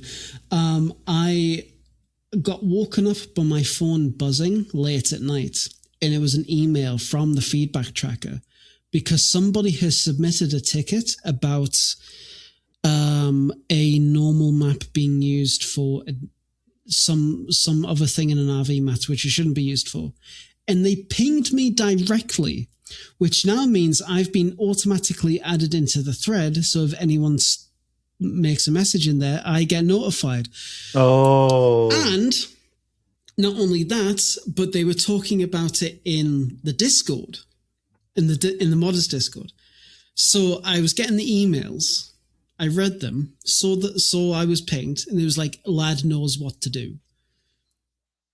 So in the Discord, when he was going on about it, I just responded to him something along the lines of, yeah, I got the ticket, I've seen it, don't worry, I'll look at it. And people are like, oh my God, that's off. It's 1 a.m. Let me fucking get back to sleep, you prick. So it's like, stuff like that. But yes, I do see mods differently. I see them in a positive way, actually. I see the creativity that people come up with. And I also see the ideas, because throughout the years, there's all some trending ideas of like mods that come out. They serve a certain market for a certain amount of time. Winter Chernarus is actually a really good example of that, because as winter dies out, the subscriber count just plummets throughout the year, just drops gradually. And then as about end of November, December time, it just skyrockets back up. And it does that every single year. So that's a kind of like perfect example of a mod that serves a purpose at a very certain time. But I look at what people come up with, and I look at the techniques they do and how they do it. And I discuss that. What's a mod that really blew your mind? Not necessarily a mod, but a server that has the mod, and it's a Deadline, actually. And I was really mesmerized at because of the concept behind it and how they achieve the concept.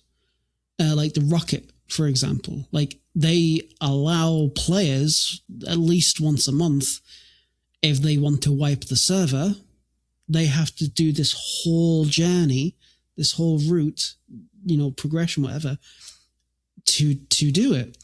And it isn't just the case of, they get the item, the server admin is gets told about it, the server wipes. There's this whole end game event. They completely transformed Tizzy to something like this, to have this big rocket, to have this countdown, to have all sorts of stuff. And it was like, this is so fucking cool. Like, this is something that's like been thought of like years and years before, but no one's ever really been able to figure out how to do it. And, Inclement Dad, Tyler and the guys there, they figured it out. But they also not just figured that out, they figured out how to make sure that players are consistently engaged outside of that mission. And I've played it a couple of times. Admittedly, I don't play the game that much anymore, it's a bit of a shame, but and the curse of modding. And I really enjoyed myself playing it. And even then, I was like noticing issues and stuff that I wasn't like 100% happy with. And I actually remember recently when I was back at my old place, I spent an entire afternoon, evening, and night tutoring one of the artists on the team to be like, oh, this is how I do stuff in Substance Painter. You try it out. Here's a tutorial on how to try this thing out. I came back the next day and the asset they worked on looked fucking amazing. Looked really, really good. They actually listen. So that what blew me away. That kind of like, fucking hell, not bad at all. Really, really cool.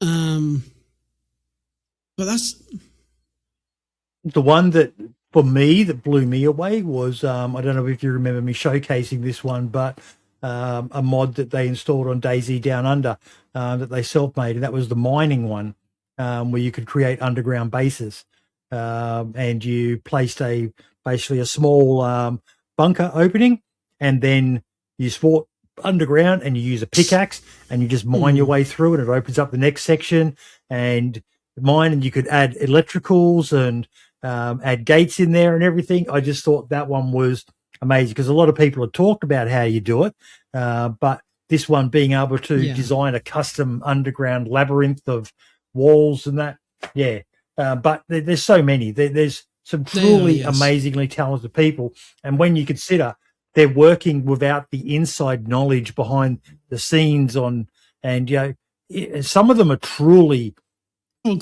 mad scientists, but they're still operating at that external barrier unless they've been a game dev and understand a lot more. There's very few of them, bar a handful, a couple of names you mentioned, in Clement Dab, the one, War Dog. There's a few others out there who've got that pretty much all-round knowledge of nearly the entire, because there's a lot of people who are amazing specialists. Winstride, for example, as you said. But, I've had Winstride do stuff in the past, and he goes, I can do this, but you'll need someone else to do that sort of thing. Or he'll go to someone else for stuff on that. And, Rag Tyson, when it comes to vehicles, is the fucking man. And he's great on a lot of other areas, like his weapon cleaning mod as well is one of my favorites as well. Hunter Z is now becoming an animations fucking expert. He's taken over the mantle from Mario, who's now a member of the Infusion dev team. But there's very few people who are all round, and even those names we mentioned, I'll hazard a guess. Maybe War Dog's not such a great graphic designer, but when it comes to coding, the guy probably fucking forgets more than I've ever learnt. That's a really unique way of putting it. But that's the thing, is that actually no, I don't think I've ever probably even learnt as much as he's forgotten. He's a freak. But see, this is the thing. It's like you do have these staples in the modding community. But maybe it's just because I've been out of the loop for the past couple of years, but I'm still kind of waiting on like the next wave. Like, I think the only one that's stayed relatively consistent, that still actively does stuff, is probably Zinkelman Dab. Like, ever since he's done the DayZ editor, he's still around. One thing I'm quite intrigued about, to see where he goes with it, is Battle Squatch's moon map.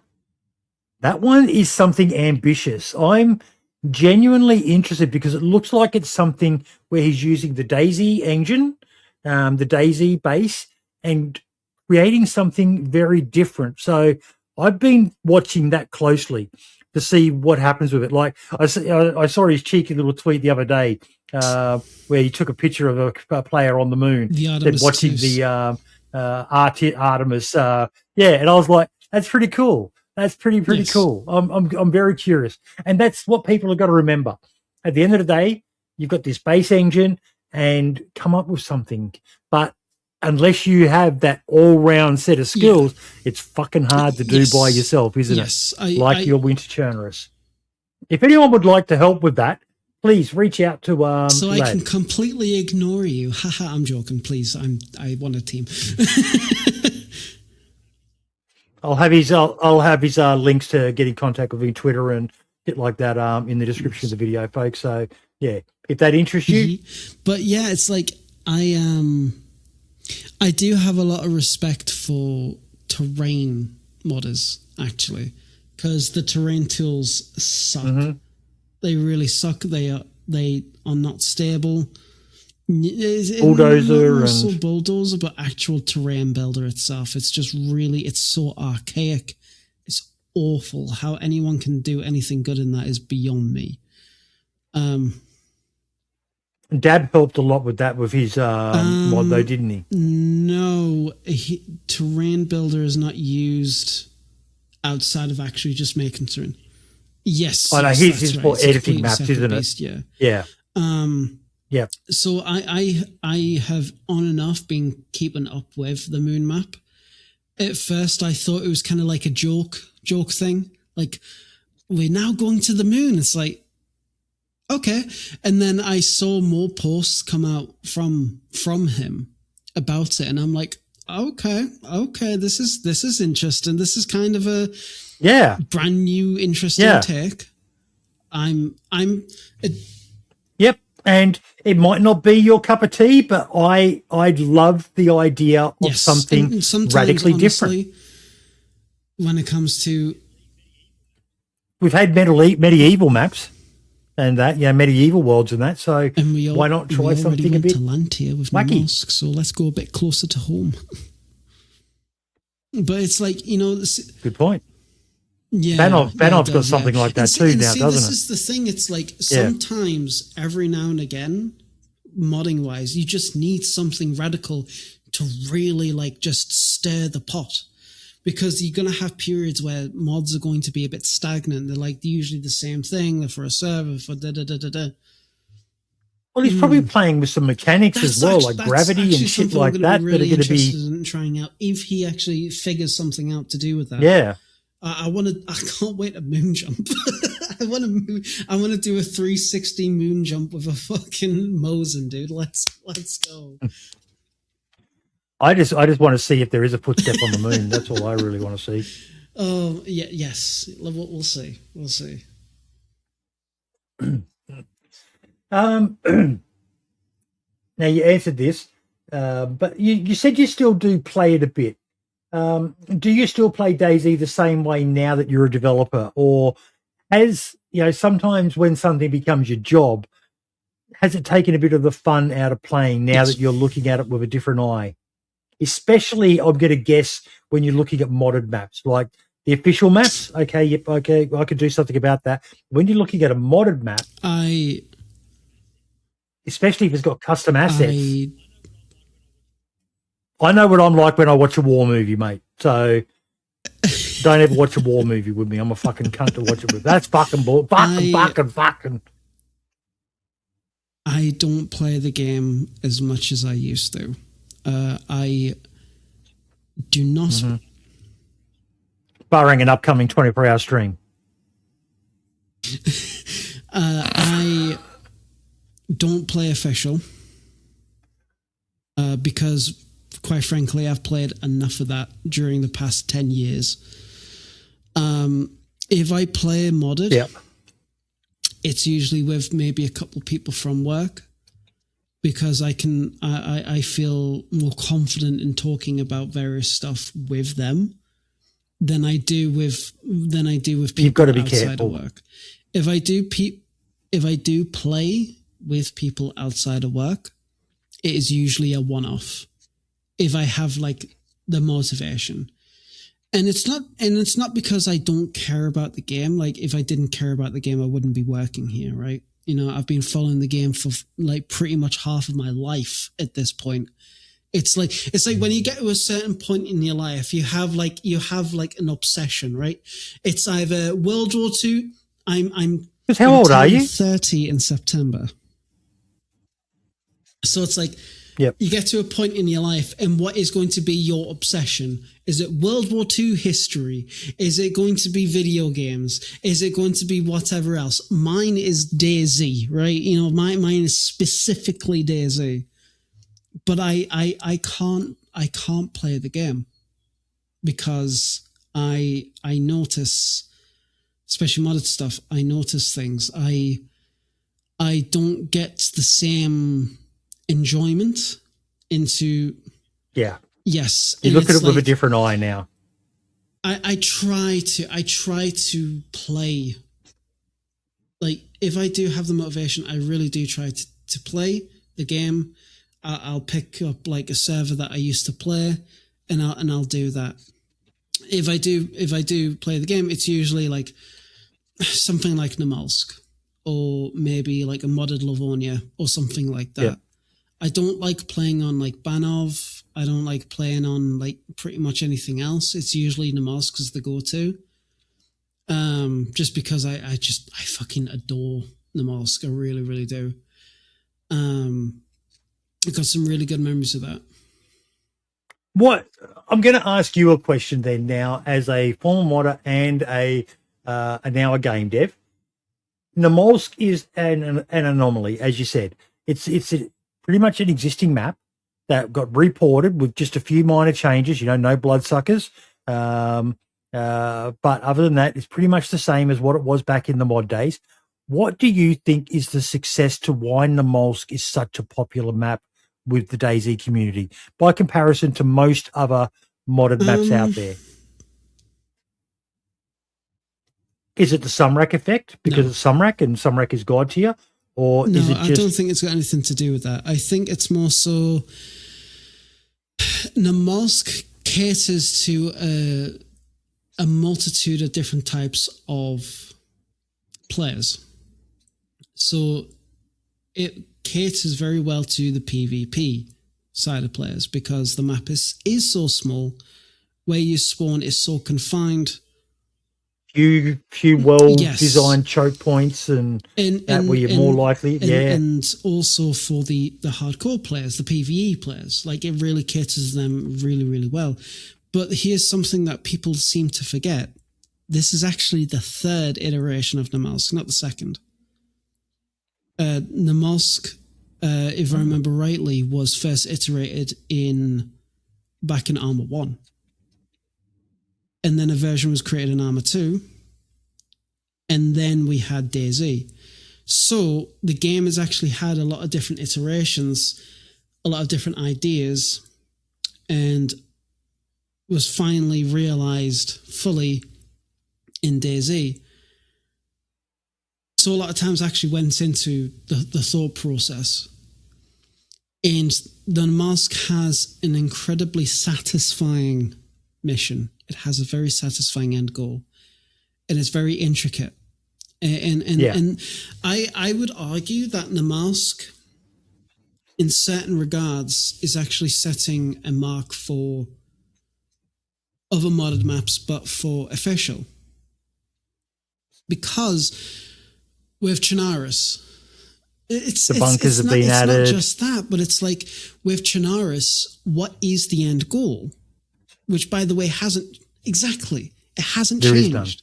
Like the end goal is what exactly other than whatever you want it to be, and it's always been that way since its first inception, right?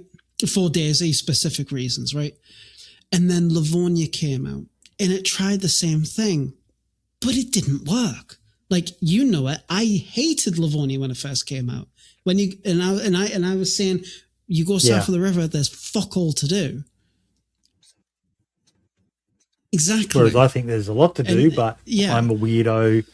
I'm definitely in the minority, and I get why the more PvP. When Livonia was kicking off, it was pretty much everyone just doing shenanigans along the spawn river. And the thing is that when Livonia got updated to include the Dambog area, that was their attempt, in my opinion, not as a current developer, but just as a player.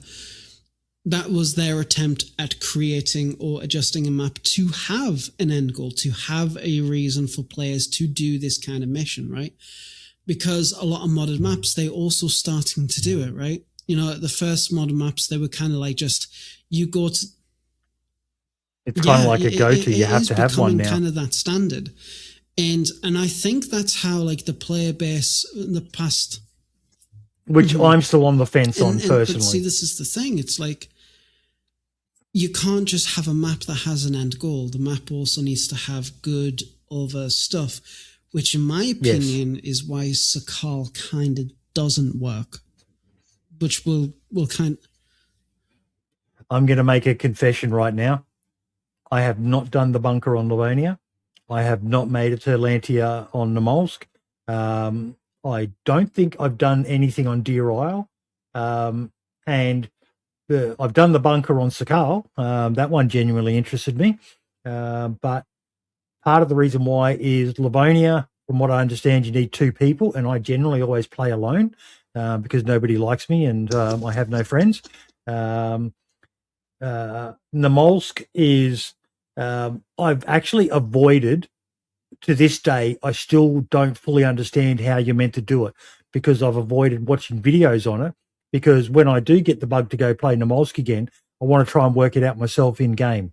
And that's a bit of the same issue with Deer Isle. I know there's something about a hammer and nighttime, but I want to work this stuff out in game. And that's why I liked the Sakal one, is that it was relatively easy to understand. Oh, I need a glow plug. I need some fuel. What do the switches do? Play with it, run back, and I could get there just in time as a solo to do it. So, yeah, and that's... I kind of worry a bit about this obsession with endgame keycard sort of related shit for all the different maps, because you still look at what is the number one most popular map, and it's Chernobyl. Because, and I know there's a lot of modded maps out there, like the one I'm playing at the moment. They've added a bunker to Chernobyl up near Kamensk, but that's their choice to do that.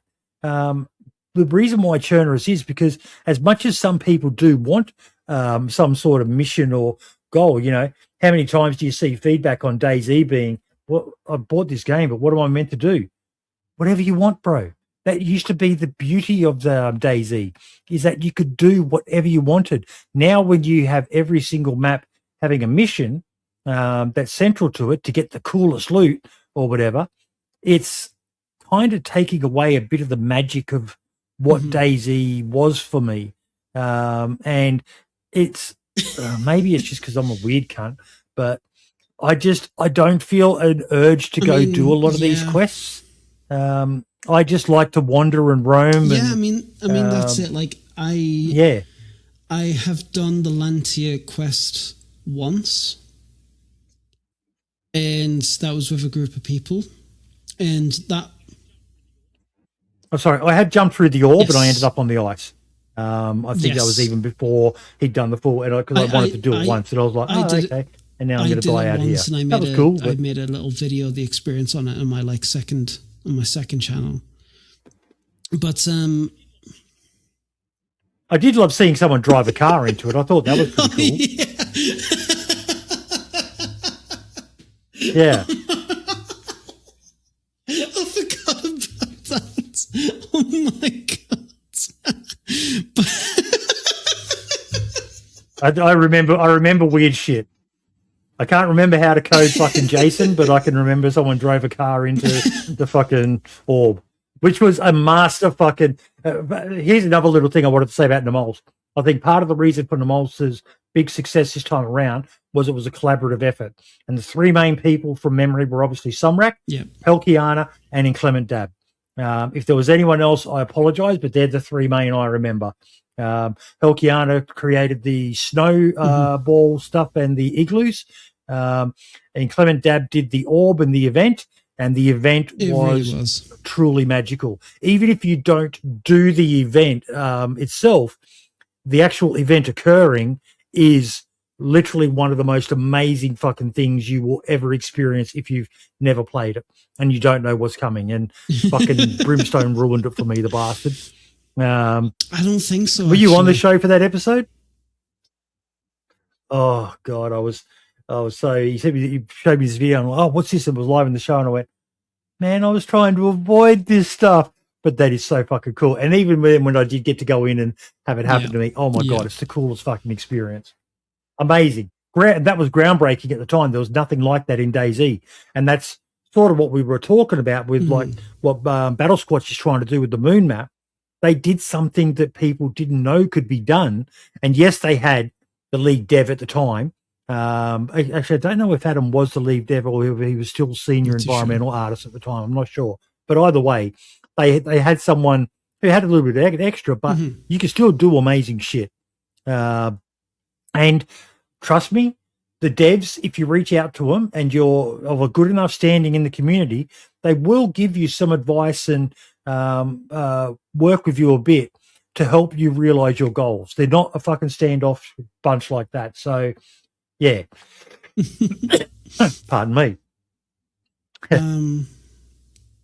Yeah, I mean, yeah. How to say it? I would like to enjoy the game more, and I would like to play it more, but sometimes. Well, you're gonna have to find that bug for the 24-hour stream, mate. But when it comes down to it, is that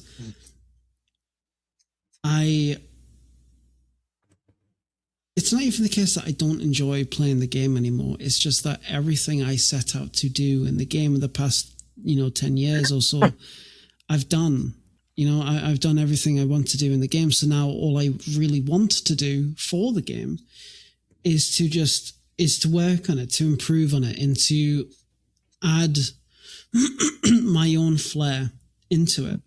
Not only for the players, but also for the modders. The amount of times I've discussed stuff is like, oh, this will be really cool for the modders. We should do this because of the modders and modders and stuff like that. Like, I care about that stuff quite a lot. But I do know there is a few people in the office, in the team, that they still do play the game quite a lot in their spare time. And I've tried to play the game with them, but after a couple of hours, I'm so like, my energy is just gone because all I'm doing is just noticing stuff. But it's cyclical. It's cyclical as well, or cyclical, depending on how you want to say it. But yeah, I took a break again from the game there for a while. Even while doing all these interviews and that, I wasn't playing the game because I just wasn't feeling it, and I was off playing Rust. And I finally fired it back up again, and I'm just as in love with the game as I was. Sometimes you just need to step back, and particularly for someone where your job is the game. Yeah, the last thing you'd want to do is work on something you just don't enjoy, but you're finding your enjoyment in another way, as you said, in working on the game. So, I mean, that's kind of it. It's like with content creators, you can always tell when they're playing something they don't enjoy. And that's the thing, but even then, like, someone not necessarily in my position, just as a player, DayZ is the kind of game where if you are getting tired of it, you're not having fun with it, you can just take a break for like a few months, and then you come back. Yeah. And it's still like, it's still the same game. Like, you can just pick up where you left off, and there's no harm in that. And that's fine. And you might not be as good. I died twice to the environment on Sakal because I forgot my golden rules of just go straight to a fire and get some food. And I thought, complete skill issue. But yeah.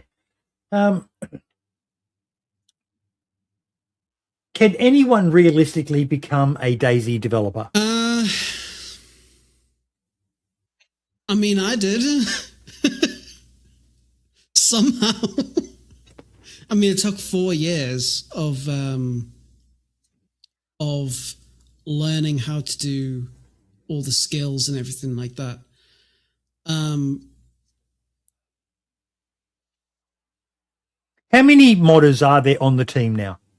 There's you, Mango. DOJ, there's Arkansas, Mario, but Mario is in Infusion, so he's not really on the DayZ team. Okay. There's also Steve Salkatesh. There's obviously the big one, which is Sumrak. Who am I missing? Anyone else? Yourself, that's 6. You got DOJ, you got Jacob Mango, you got Steve, You got Jacob Mango, sorry, how could I forget him? Mike, as much as we don't consider him to be human because he's Scottish. Winstride. Then you also have Suvi. Wasn't there another modder as well?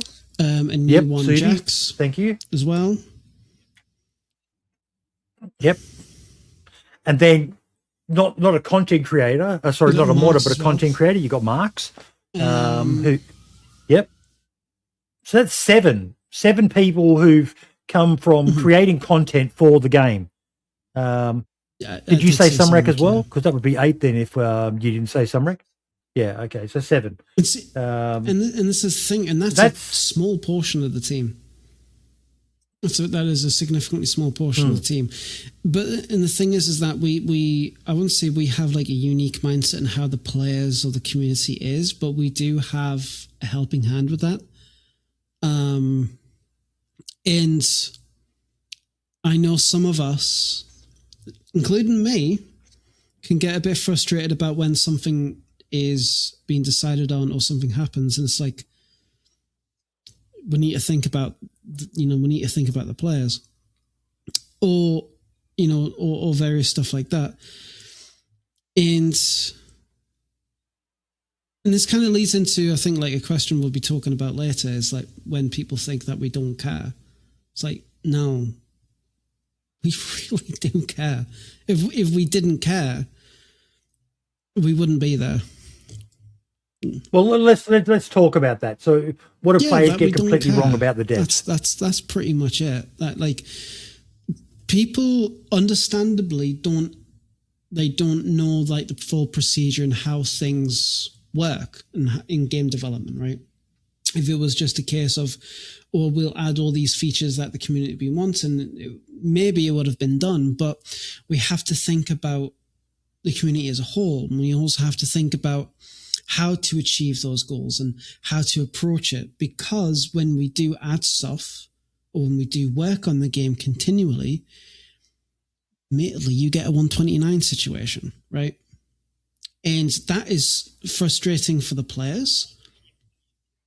And finally, the information came out about what was holding that up, and it was a third party outside of the control of you guys. But you just kept quiet about that until obviously the powers that be said now is the time we can reveal that. But you copped a lot of shit for the delay there. We absolutely did. But the thing is like, these kind of things, they suck, but they are necessary. They are, I mean... Let's give them a good case example of something that we can talk about. Console. It is always brought up as console ruined the game. And I kind of get why people think that. But at the same time, and this is one of those big picture things where when they say that the devs don't care about the game, everything now, a lot of decisions are made, and this is based on just my observations of it. This is not from anyone telling me anything, but a lot of decisions that get made about the game have to be taken into consideration of, will this work on console? And that pisses off a lot of the PC master race elitists. And I get it. I do get why it does. But at the same time, and this is one of those things that's a pay grade sort of situation, does DayZ have skins? No. Does DayZ have battle passes? No. Where does DayZ's revenue come from? Prior to the console release, it came from the handful of sales that not a handful. Let's be honest, it was millions of copies. But this is a big company with a lot of employees. And yes, at one stage there, it was down to bugger all. But for a long time, post-release of the early access standalone game, they weren't making anything but a handful of T-shirts that got sold on the website and whatever versions of the game they managed to sell. There was not revenue coming in from anywhere else, bar maybe some deals around server hosting and stuff like that. There was nothing. And it costs a lot of money to run a game studio. It's not a fucking cheap enterprise. And then the decision was made to go to console. Why? Because it's a gaming platform, for one, folks, and two, revenue. They needed revenue. Without revenue, without a new form of revenue coming in, they would have to look at things like that we hate from all these other games that everyone bitches about, battle passes and skins and all the rest of it. And like we talked about before, one of my favorite games at the moment is a game called World of Warships.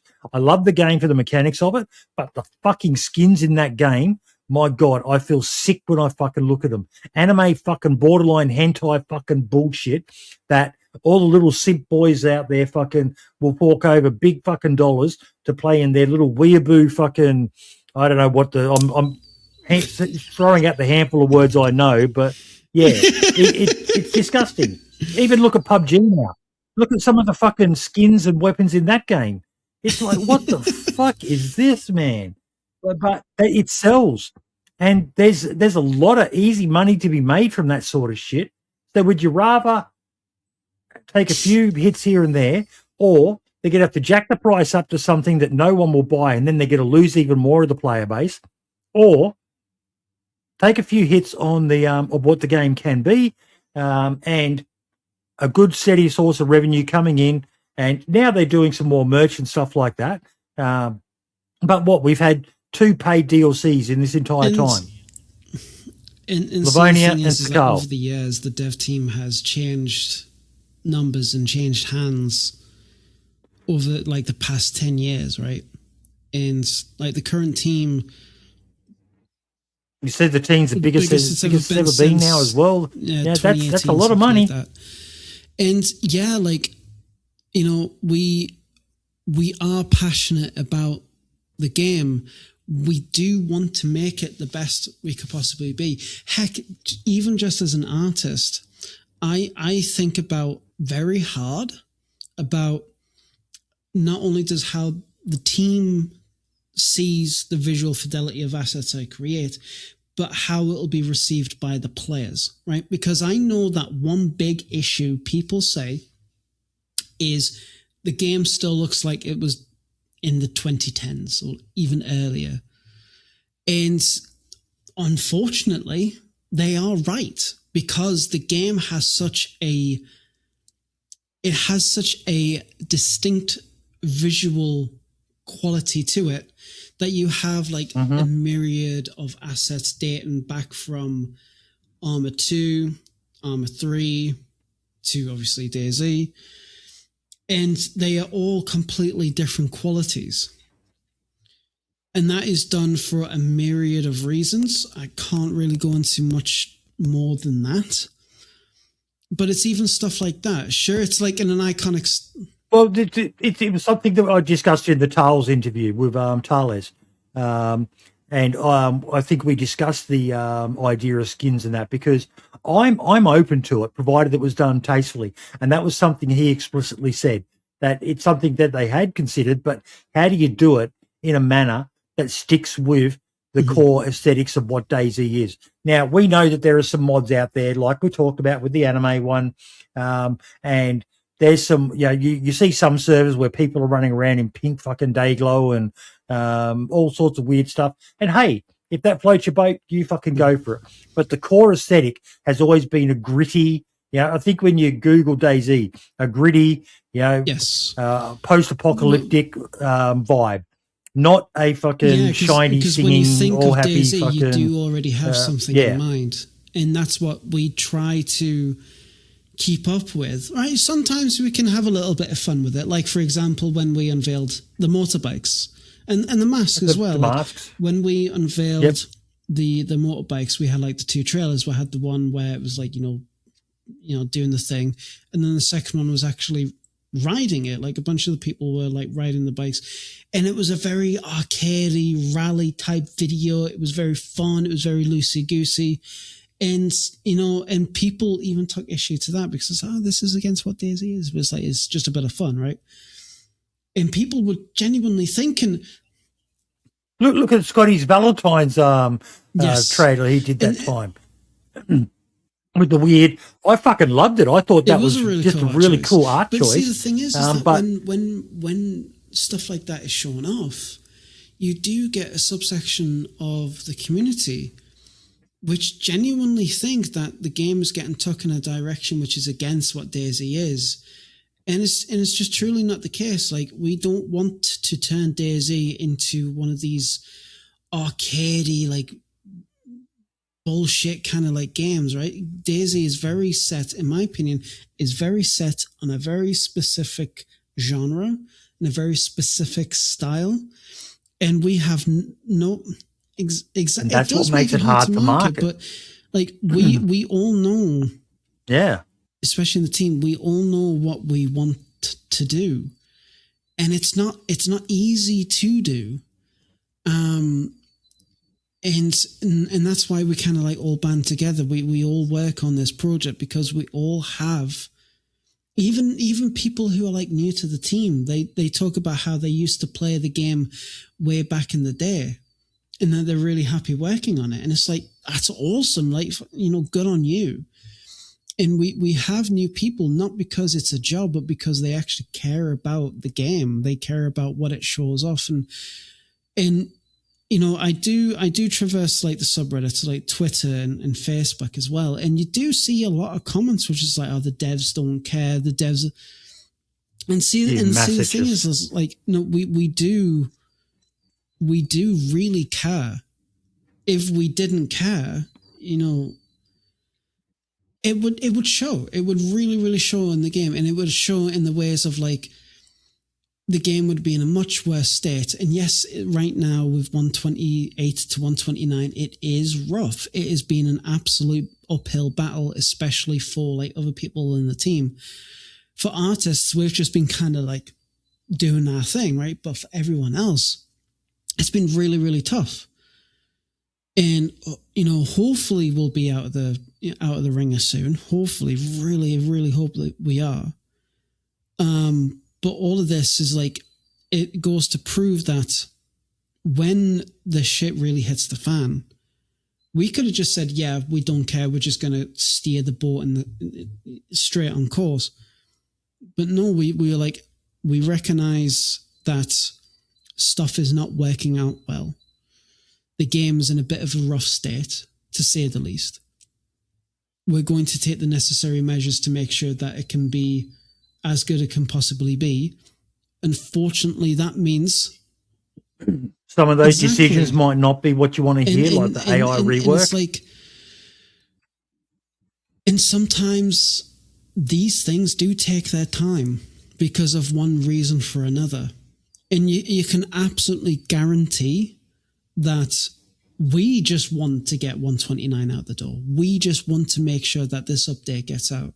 Like, content-wise, I think a lot of people forget, Lad, as well, about even now, after all these years, just how groundbreaking and how far ahead of a lot of curves DayZ is by comparison to many other games out there.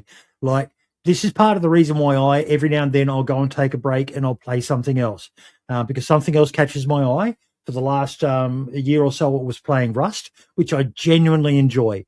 But even its largest maps do not hold a candle to the size of DayZ.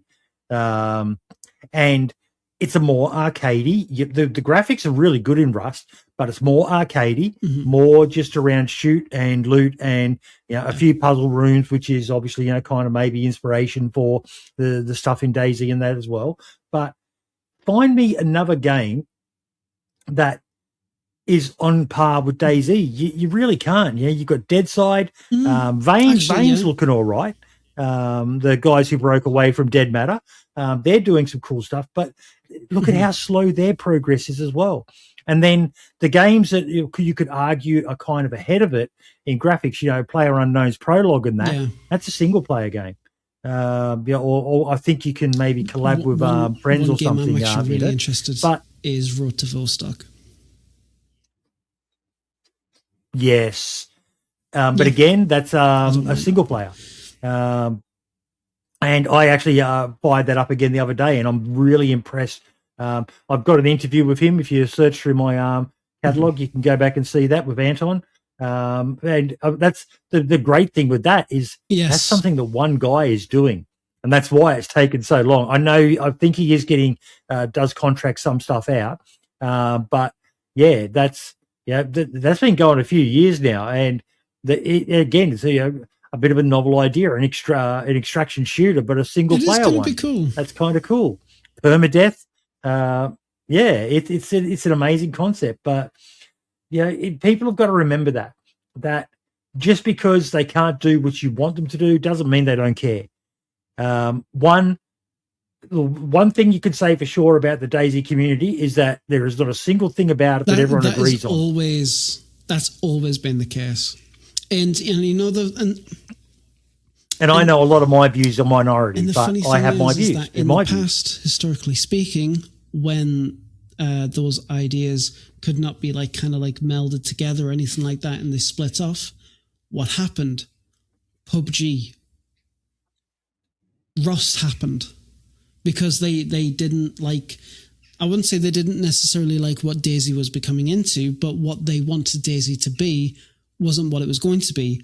So it then made games like PUBG, and then made games into Rust. Just remember what Rust was like when that first came out. It was kind of like DayZ, and then it split off into its own thing. And Rust, yes, it's an incredibly successful and popular game, and it caters very well to its core demographic. And props to them. Absolutely good on them. DayZ from standalone inception. Yeah. Pretty much stayed true to its roots. Very, very consistent. Albeit there's been some changes even there.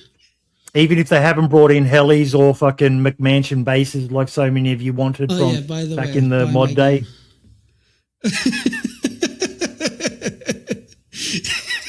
Sorry, I had to. But it's DayZ has remained consistent, but it's incredibly rare that a game like that does stay consistent, despite it trading hands, or even some people from the original team are still there. And this is kind of as a player, before I joined, I see some comments. It's oh, well, why don't they just sell DayZ to another company? I'm sorry, but I hate that comment. Biased because I actually work there. But the thing is when you have a group of people or a company that deals in games in a different way, and they have a very specific IP or something like that, they will change the fundamental aspect of the game to something completely different. And this is Halo is an example. But DayZ works because, and I've said this actually before at work, is DayZ is simple in its complexity. Because when you look at DayZ, it is a simple game. The premise is so incredibly simple. There's no markets, there's no traders. It is just pure, you wake up, survival, you loot, you run, you die. Everything after that concept adds to it. It adds to a complex aspect of the game, how you loot, how you get water, how you get food, how you communicate with players, how do you protect yourself, how you craft, how you farm, how you live, how you build up a car. Certain vehicles require more parts than others. Certain things require more upkeep than others. Exactly. Every vehicle handles differently. And that's where the complex game mechanics comes in. Modders change this up quite a bit as well. They make it a lot more easier, but they also make it a lot more harder, either through loot economy, or they just increase the complexity of the systems already in place. Now, if you were to get another company, which by the way, other companies have tried to do what DayZ has done, they always get the simple concept and they make that more complex. They add missions, they add traders, they add markets, they add story, they add all sorts of stuff because they think Deadside. And they think, not necessarily wrongly, but they think this is what makes these kind of games in the genre successful. And they may have their own success, in their own right. And again, this is just my own personal opinion, not of the team. I have to stress that very much so. But if a company was to try and make something exactly like DayZ, they fundamentally can't. because they can't make that simple concept without making it more complex. I've not seen anyone do it. And even then, they have to figure out what makes DayZ tick. Not just in the simple concept, but in what it's supposed to be like. Because at its root, DayZ is like, it's a social experiment, right? That's what it was originally kind of supposed to be, a social experiment in this post-apocalyptic zombie environment, right? And it's very much into player interactions, how players interact with each other, what they say, what they do, stuff like that. I still recall stories from the mod of a good friend of mine from school. And him and his friend locked down Electro. They back in the day, they built fences or God knows what, blockades around Electro. And they, for like maybe a couple of hours, it was a safe haven. And you know, if you wanted to, quote unquote, live there, or to be safe from the infected, you had to give away like your weapons, store them away. And then bandits came in and on Sniper Hill and started killing people. The people didn't have access to their weapons to fight back anymore. And all of a sudden, everyone was pretty much dead, apart from my friends. It's social experiment. And the thing is, as a consequence of that, the entire map was hunting these, like, my friends down. They were trying to kill them for revenge. And this is the whole thing. I can't think of any game that's ever tried to not necessarily do that, but to create the systems to allow that. And this is why you don't need to put an end game into every map, folks, because part of the beauty of DayZ is letting the story evolve. And there's another little thing in there as well. And if you've got your bingo cards out, I'm going to be saying a couple of them for you right now. But on DayZ Down Under, I was running a trader, and I was in Somalia, and it's a podcast joke, folks. It's a podcast joke.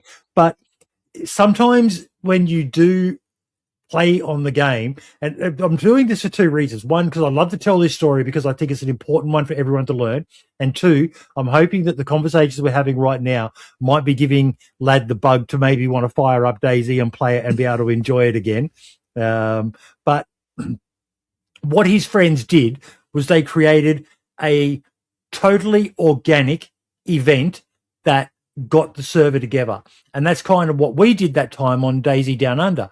And my mate Prestige did a great video of it, but we decided we were going to raid a base. But instead of doing a fucking offline raid with no one around, I called up all my friends that I'd played with in the past and created this massive monster fucking Zerg, which everyone's probably thinking, oh, Jesus, that's a bit bullshit. Why would you do that? I said, yeah, but we decided we'd do it crazy. We got in a convoy of fucking vehicles. We had something like 2 or 3 trucks, 4 cars with all the raid supplies, and we drove from one end of Banov all the way to the other, through the busiest towns and everywhere, so that everyone could see us and hear us. And then when we got there, it was a loud raid. We were shooting. And what happens when you hear a raid going? Everyone comes to counter. And we created this massive dynamic event around this raid. We lost trucks.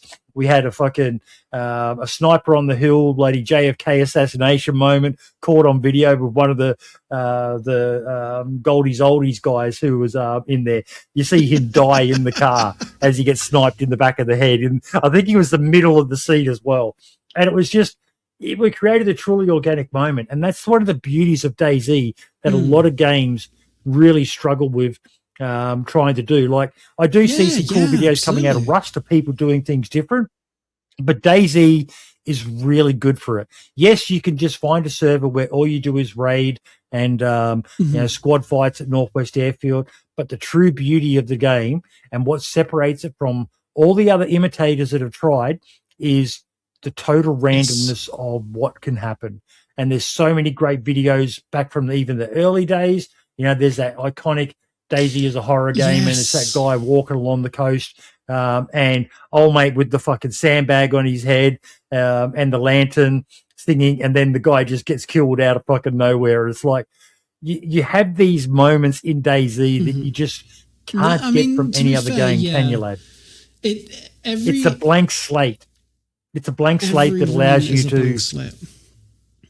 And see, this is the thing: is like as a team, like we know this, we want to preserve this every single time. Every time we work on, like every single time we work on a new feature, or when we're thinking of like what to add in terms of like assets, we always think about, okay, how does this fit the game? And how do we make this work with everything else? Well, look at even your bunkers and that. They're just bunkers. You're just opening them. You're not being transported to a magical fucking realm or into space or something. It's grounded. It's stuck within the scope of the most unrealistic thing is the fucking infected. And even that is kind of grounded in reality because they're not infected zombies per se. Yeah. They're rage virus, infected people. They're not undead. They're just mentally ill people. Oh, God, yeah, Jesus Christ. Australians. God, an Australian outbreak worldwide. Yeah, that would make me want to fucking... But like... And see, this thing is, like, we know about these things. We care about these things. We do think about these things. And sure, like, honestly, for me, as a developer, my opinion as a developer, I wish we could do stuff faster. I wish we could make more content for people. But the thing is... And I'm certain there's things you wish they could have done as well, but they just can't for reasons. Like, we really do want to make the best game we could possibly ever do. You already had the best game. You just want to make the best game better. That's a very fair way of putting it, honestly. Like, DayZ is my favorite game of all time, despite the fact that I don't really play it that much anymore. But I would have said the same even when I was playing Rusty. Someone asked me, "What's your favorite game of all time?" It's DayZ. Why aren't you playing it? Yes, sometimes I want to try something different for a while. Actually, as a developer, it's incredibly healthy to play other games apart from your own, because if you keep playing the same game, your game over and over, you get tunnel vision, right? If you play other games that are on the market, not even in the same genre, you can pick up ideas artist-wise on how to approach certain things and how certain techniques are done to see if you can figure out how to make it work for DayZ. And if it doesn't work, it doesn't work. But if it does, awesome. And other developers also do that. The design department, they play other games because, they want to play games. They're gamers themselves. But they also get ideas on what to do for DayZ. Same with audio, same with programmers, scripters. We all have our own niches of games that we enjoy playing. And there's been so many times where we play a game that is completely nothing like DayZ, and we think about, actually, we could probably try this thing out. Maybe this idea could work out. And that's kind of like a real good charm, is that even outside of work, we do still think about the game. We still think about the project. We still think about how to make it the best it could possibly be, or even better, and how to approach it. And yes, we recognize that there are features that the players want. Helicopters is one thing. I've seen some people want the AS-50 or the Barrett 50 cal or stuff like that. And there are so many ideas that the players do bring up that I even personally think this is so fucking cool. Like the Red 9. Where's the fucking Red 9? I work there and I still don't know where the fuck that is. I honestly thought that would have been in the game by now. Maybe I'll touch that later on in when Badlands comes out. Cool story. I actually got to handle one of them the other day. Yeah, I'll tell you the rest of the story because it's not suitable for airwaves. It reveals a bit too much about what my son does for a living. But yeah, we do always think about the game, and you think there's some people in the team that's been there for 5-10 years, and they're still around, and they show no signs of stopping. I admire that. I absolutely do admire that.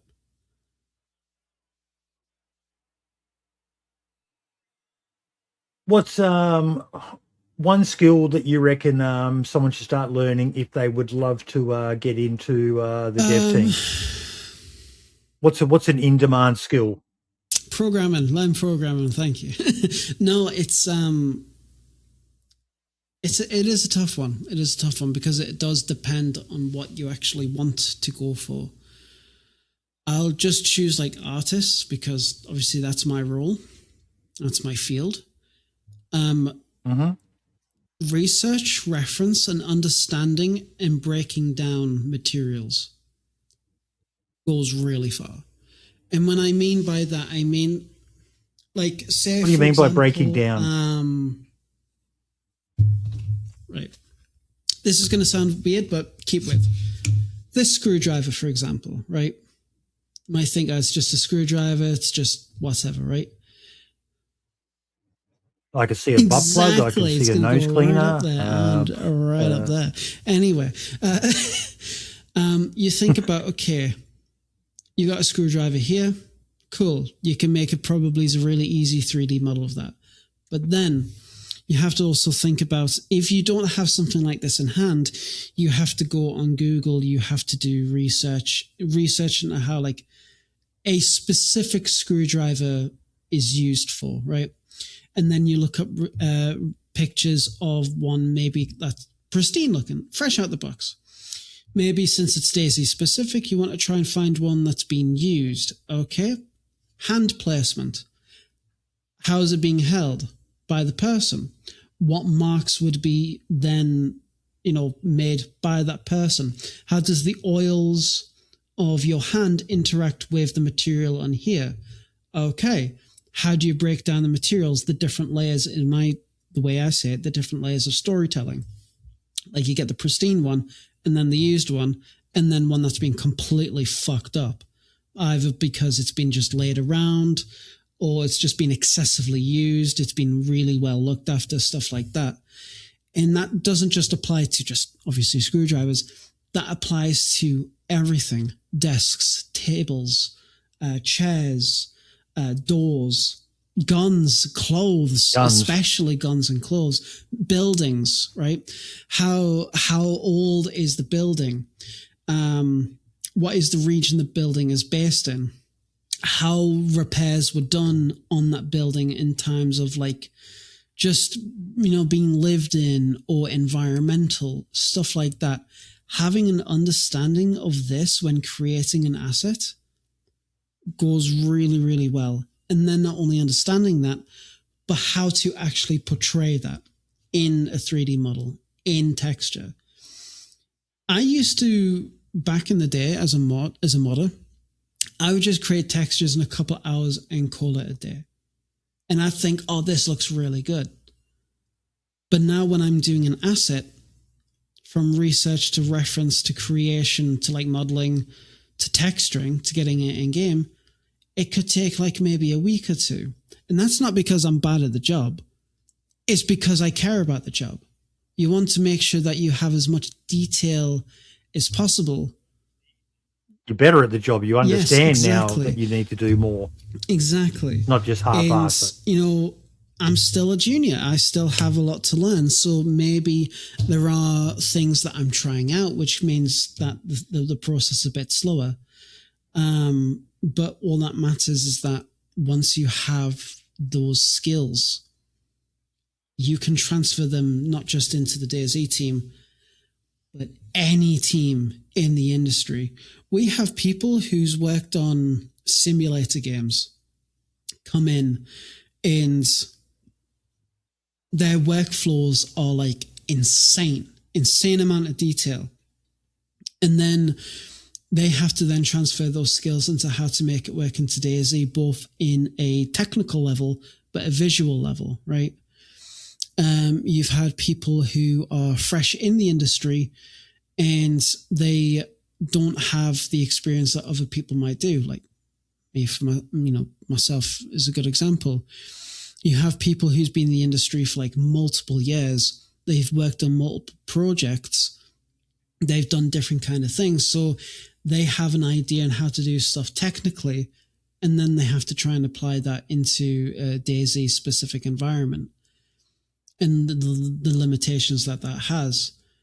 So once you get these kind of skills and you take your time to learn these skills, you're not just fit for DayZ, you're fit for everywhere.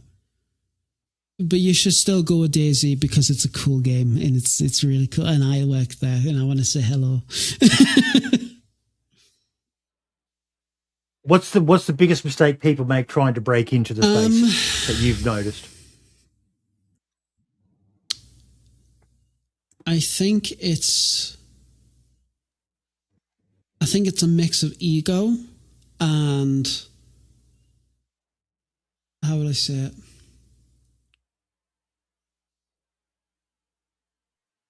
A mix of ego. They overestimate their yes, ability. Like, the reason I say that is based on something you said as well, that when you finally got to meet the senior artist and you said it wasn't that bad, and I imagine he kind of gave you this look like, oh, my poor sweet summer child, yes, it was bad. And now that you're in the job, you probably look back at that and go, I can't believe I even said that fucking thing. I still Jesus think Christ. It was funny I said it, but when I look back at that old art test, I'm like, oh my God, I did so many things wrong. Like, oh my God. I would love to remake that thing maybe in the future. And that comes back to what you said about ego. Yes. It's also about being humble and realizing your shortcomings and being able to take criticism as well. If you can't, it's a bit of an eye opener when someone gives you a. I've had some feedback at times where I sit there and go, "Fuck yeah, they're right." I will fully admit, when I joined, I had an ego. I had a big ego, and it clashed with certain people from the team, and I wasn't particularly proud of it because I was kind of like on a high from becoming a modder to becoming a developer, and I was still learning how stuff worked, not only just in the office but also like skills wise as an artist. Can I tell me if I'm wrong in this, but you went from being somebody in the community to nobody in the dev team? Is that kind of it? Say nobody. Oh no, you still had a reputation, but that was just as a modder. But you are now in the big boys world. It's kind of as an analogy that I can understand, it'd be like the senior digger in a battalion who's a really good soldier and he's passed selection course and he's been accepted to the SASR and he turns up at the Special Air Service Regiment and he starts carrying on like, yeah, I was the senior digger, the best in the battalion, and all these SAS guys are just looking at him like, you ain't shit, son. As a modder, you go back, like you get up there, and then when you start the career, you're all the way back down at the bottom. And that's something that kind of took me a little bit to realize. That's a good life lesson, and it's great that you're sharing that because a lot of people don't understand that. And if their ego is too out of control, and see, they won't be able to accept it. Frostline, when that came out, that was kind of a boot up the arse in terms of that. But it was also when I actually sat down with some particular people and we talked about it, where I realized actually, yes, I wouldn't necessarily say I was a dick, but I had a certain mindset which was not ideal, to say the least. So I course corrected. I thought a lot about how I was not only addressing people, but how I was. I'm really fucking proud of you right now, mate. I really am, because that's a serious fucking life moment to be able to step back and go, yeah, okay, this was me, and like, because of that, I feel like I'm much more integrated with the team. But the thing is like, kind of like leading back to the question, I know some people in the industry, not personally, but they are exceptionally amazing at their skills as artists, right? But unfortunately, they let their ego get in the way and it makes them unhireable, and it makes them not pleasure, like not good to be around, because they think they know that they are extremely good at what they do, and they let that control it. Whereas, in my opinion, they should be more the case of, I know what I'm doing, I have this skill level, I'm going to share it and how to improve it. And that's like, I'm not an amazing artist by any means. Or rising tides raises all ships, lifts all boats. And it's like, lifts all boats. And this is kind of like what I do, is that and this is something we've kind of like discussed about in my team, is that as an artist, I'm average. I'm an average artist.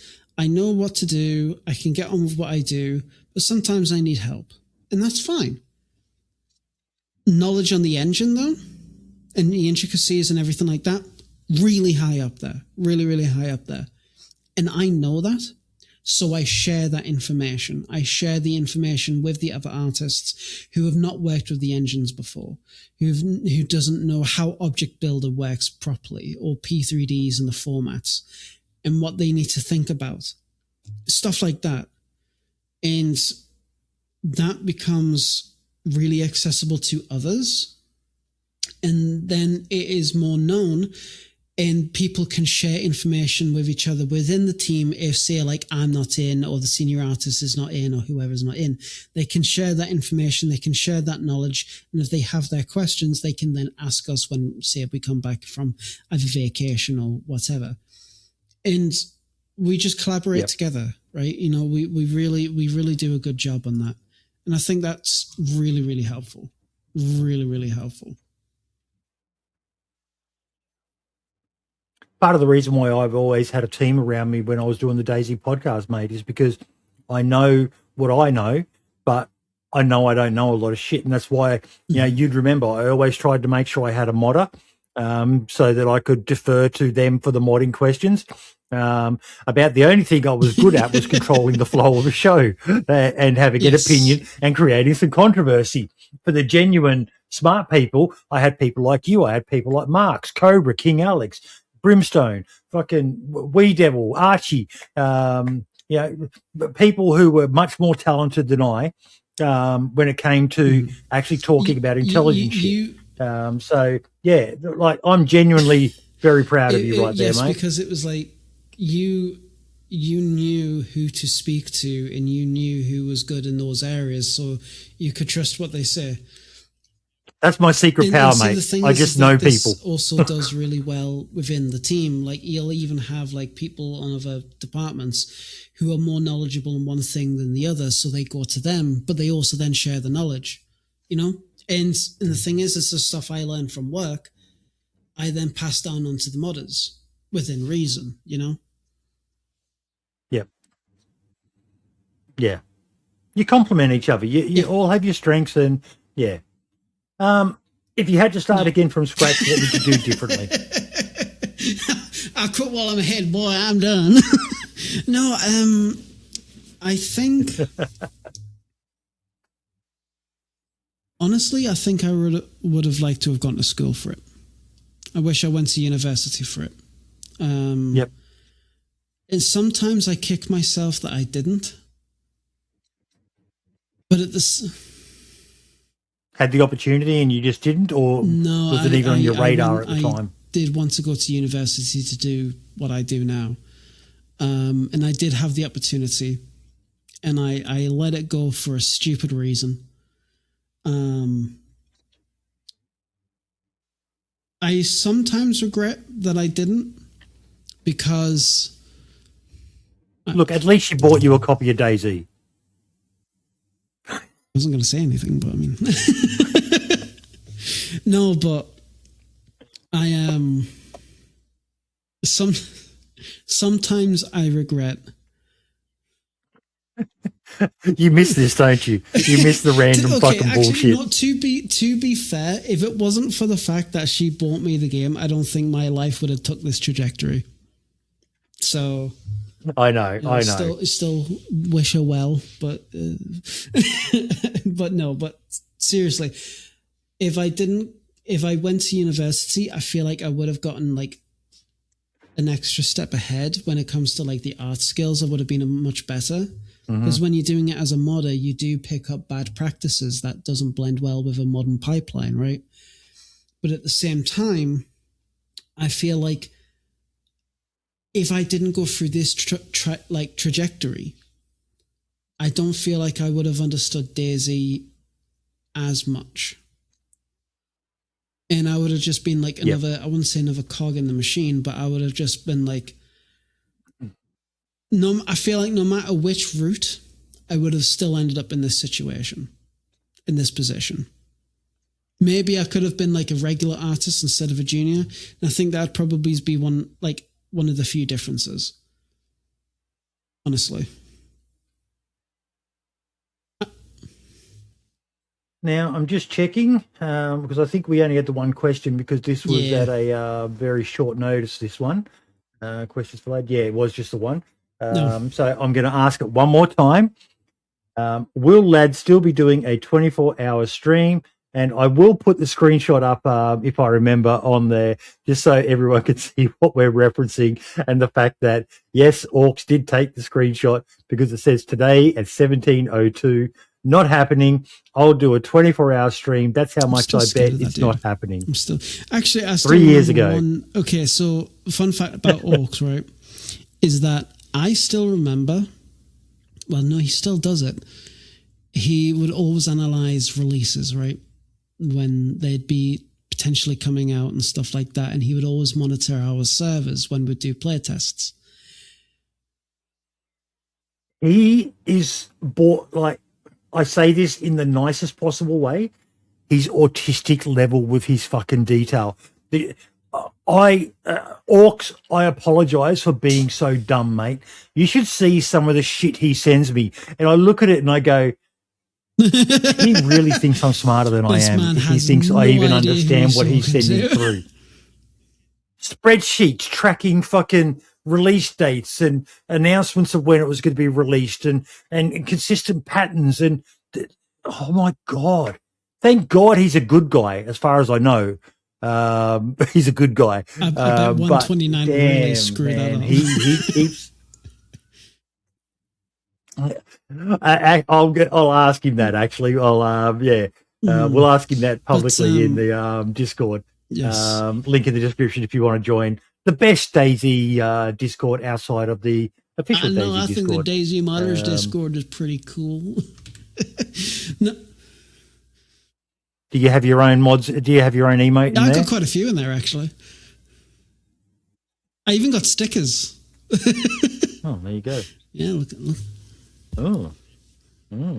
Is that because you're a dev now? You don't have to send dick pics to get them anymore. You can just...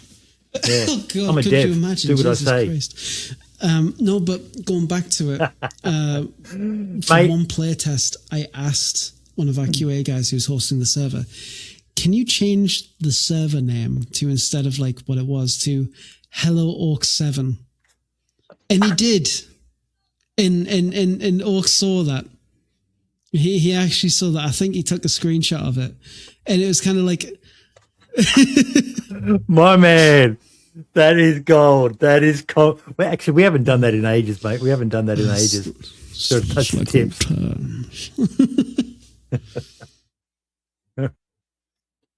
But, mate, this has been an absolute pleasure. This has been one of the longest ones I've done in quite some time, nearly 3.5 hours. I think it's been since Cobra's one, because that was a pretty deep one. If you haven't seen that one, I highly recommend going and watching it. He finally was able to talk about a lot of the stuff he did becoming a content creator. But I knew this was going to be a long one, mate, because you and we've been mates now for like that, 6-7 years, I reckon. Yeah. You got to meet my missus, one of the few people who has. She fucking loves you. That day, she still talks about it, finding you all at the shops and you were buying stuff so that fucking you could smoke the fucking weird shit on the fucking fire, and you were going to buy plastic tongs, and she was like, my boys, you don't get plastic tongs. Yes. Come with me, I'll sort you out. Okay, you need raincoat. Okay, you don't get that because that's going to be absorbent. And she absolutely loved it, and said you were all just the loveliest people, and you were all just fell in love with her. Everyone fell in love with her there, and it constantly scratches my head why she has anything to do with me when I'm such an ornery. She's still my adopted mother, no matter what anyone says. And you still got the hoodie. We sent you that hoodie. The official Quokka repository of all knowledge in Prague. I will have to bring it to this in the Czech Republic. I will have to start bringing it back home. Man, we're getting ours out of the cupboard. It's just starting to get cold enough now for us to put them back on. But yeah, they're the best. But lad, mate, it's such a it's refreshing, a proud moment for me when you got that job, mate. Because if anyone deserved it, it was you. And just having known you for so long now, and had many a chat with you, done the drunken streams with you, always my favourites.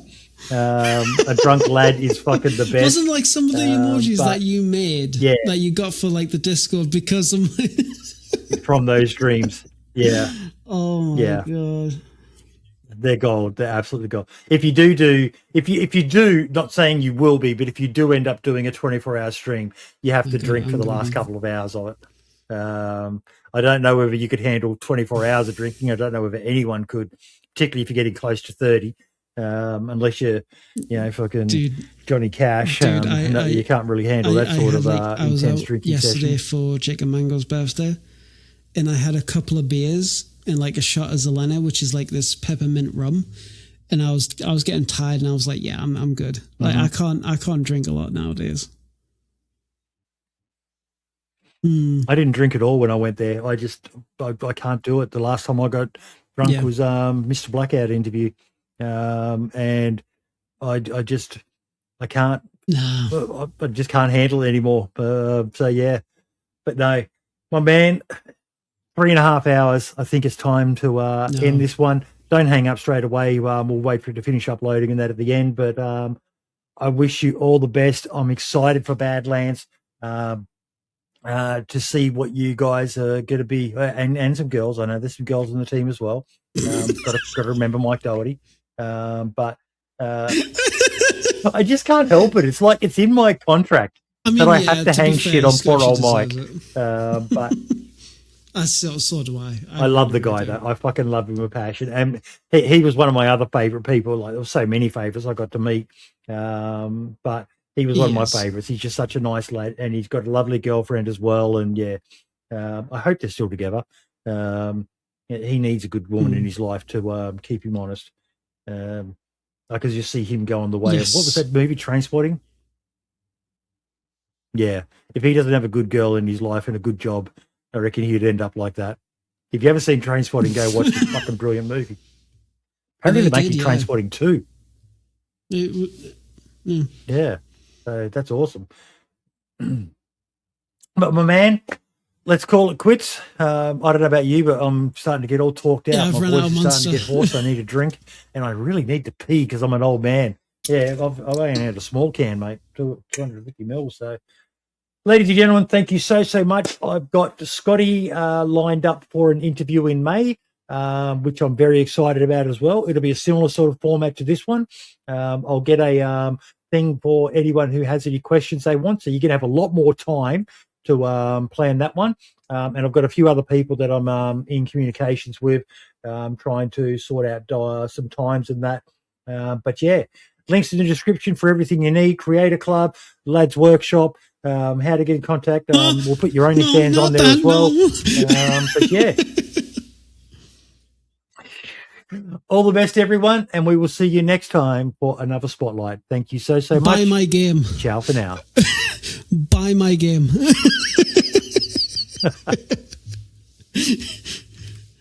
Love your work, buddy.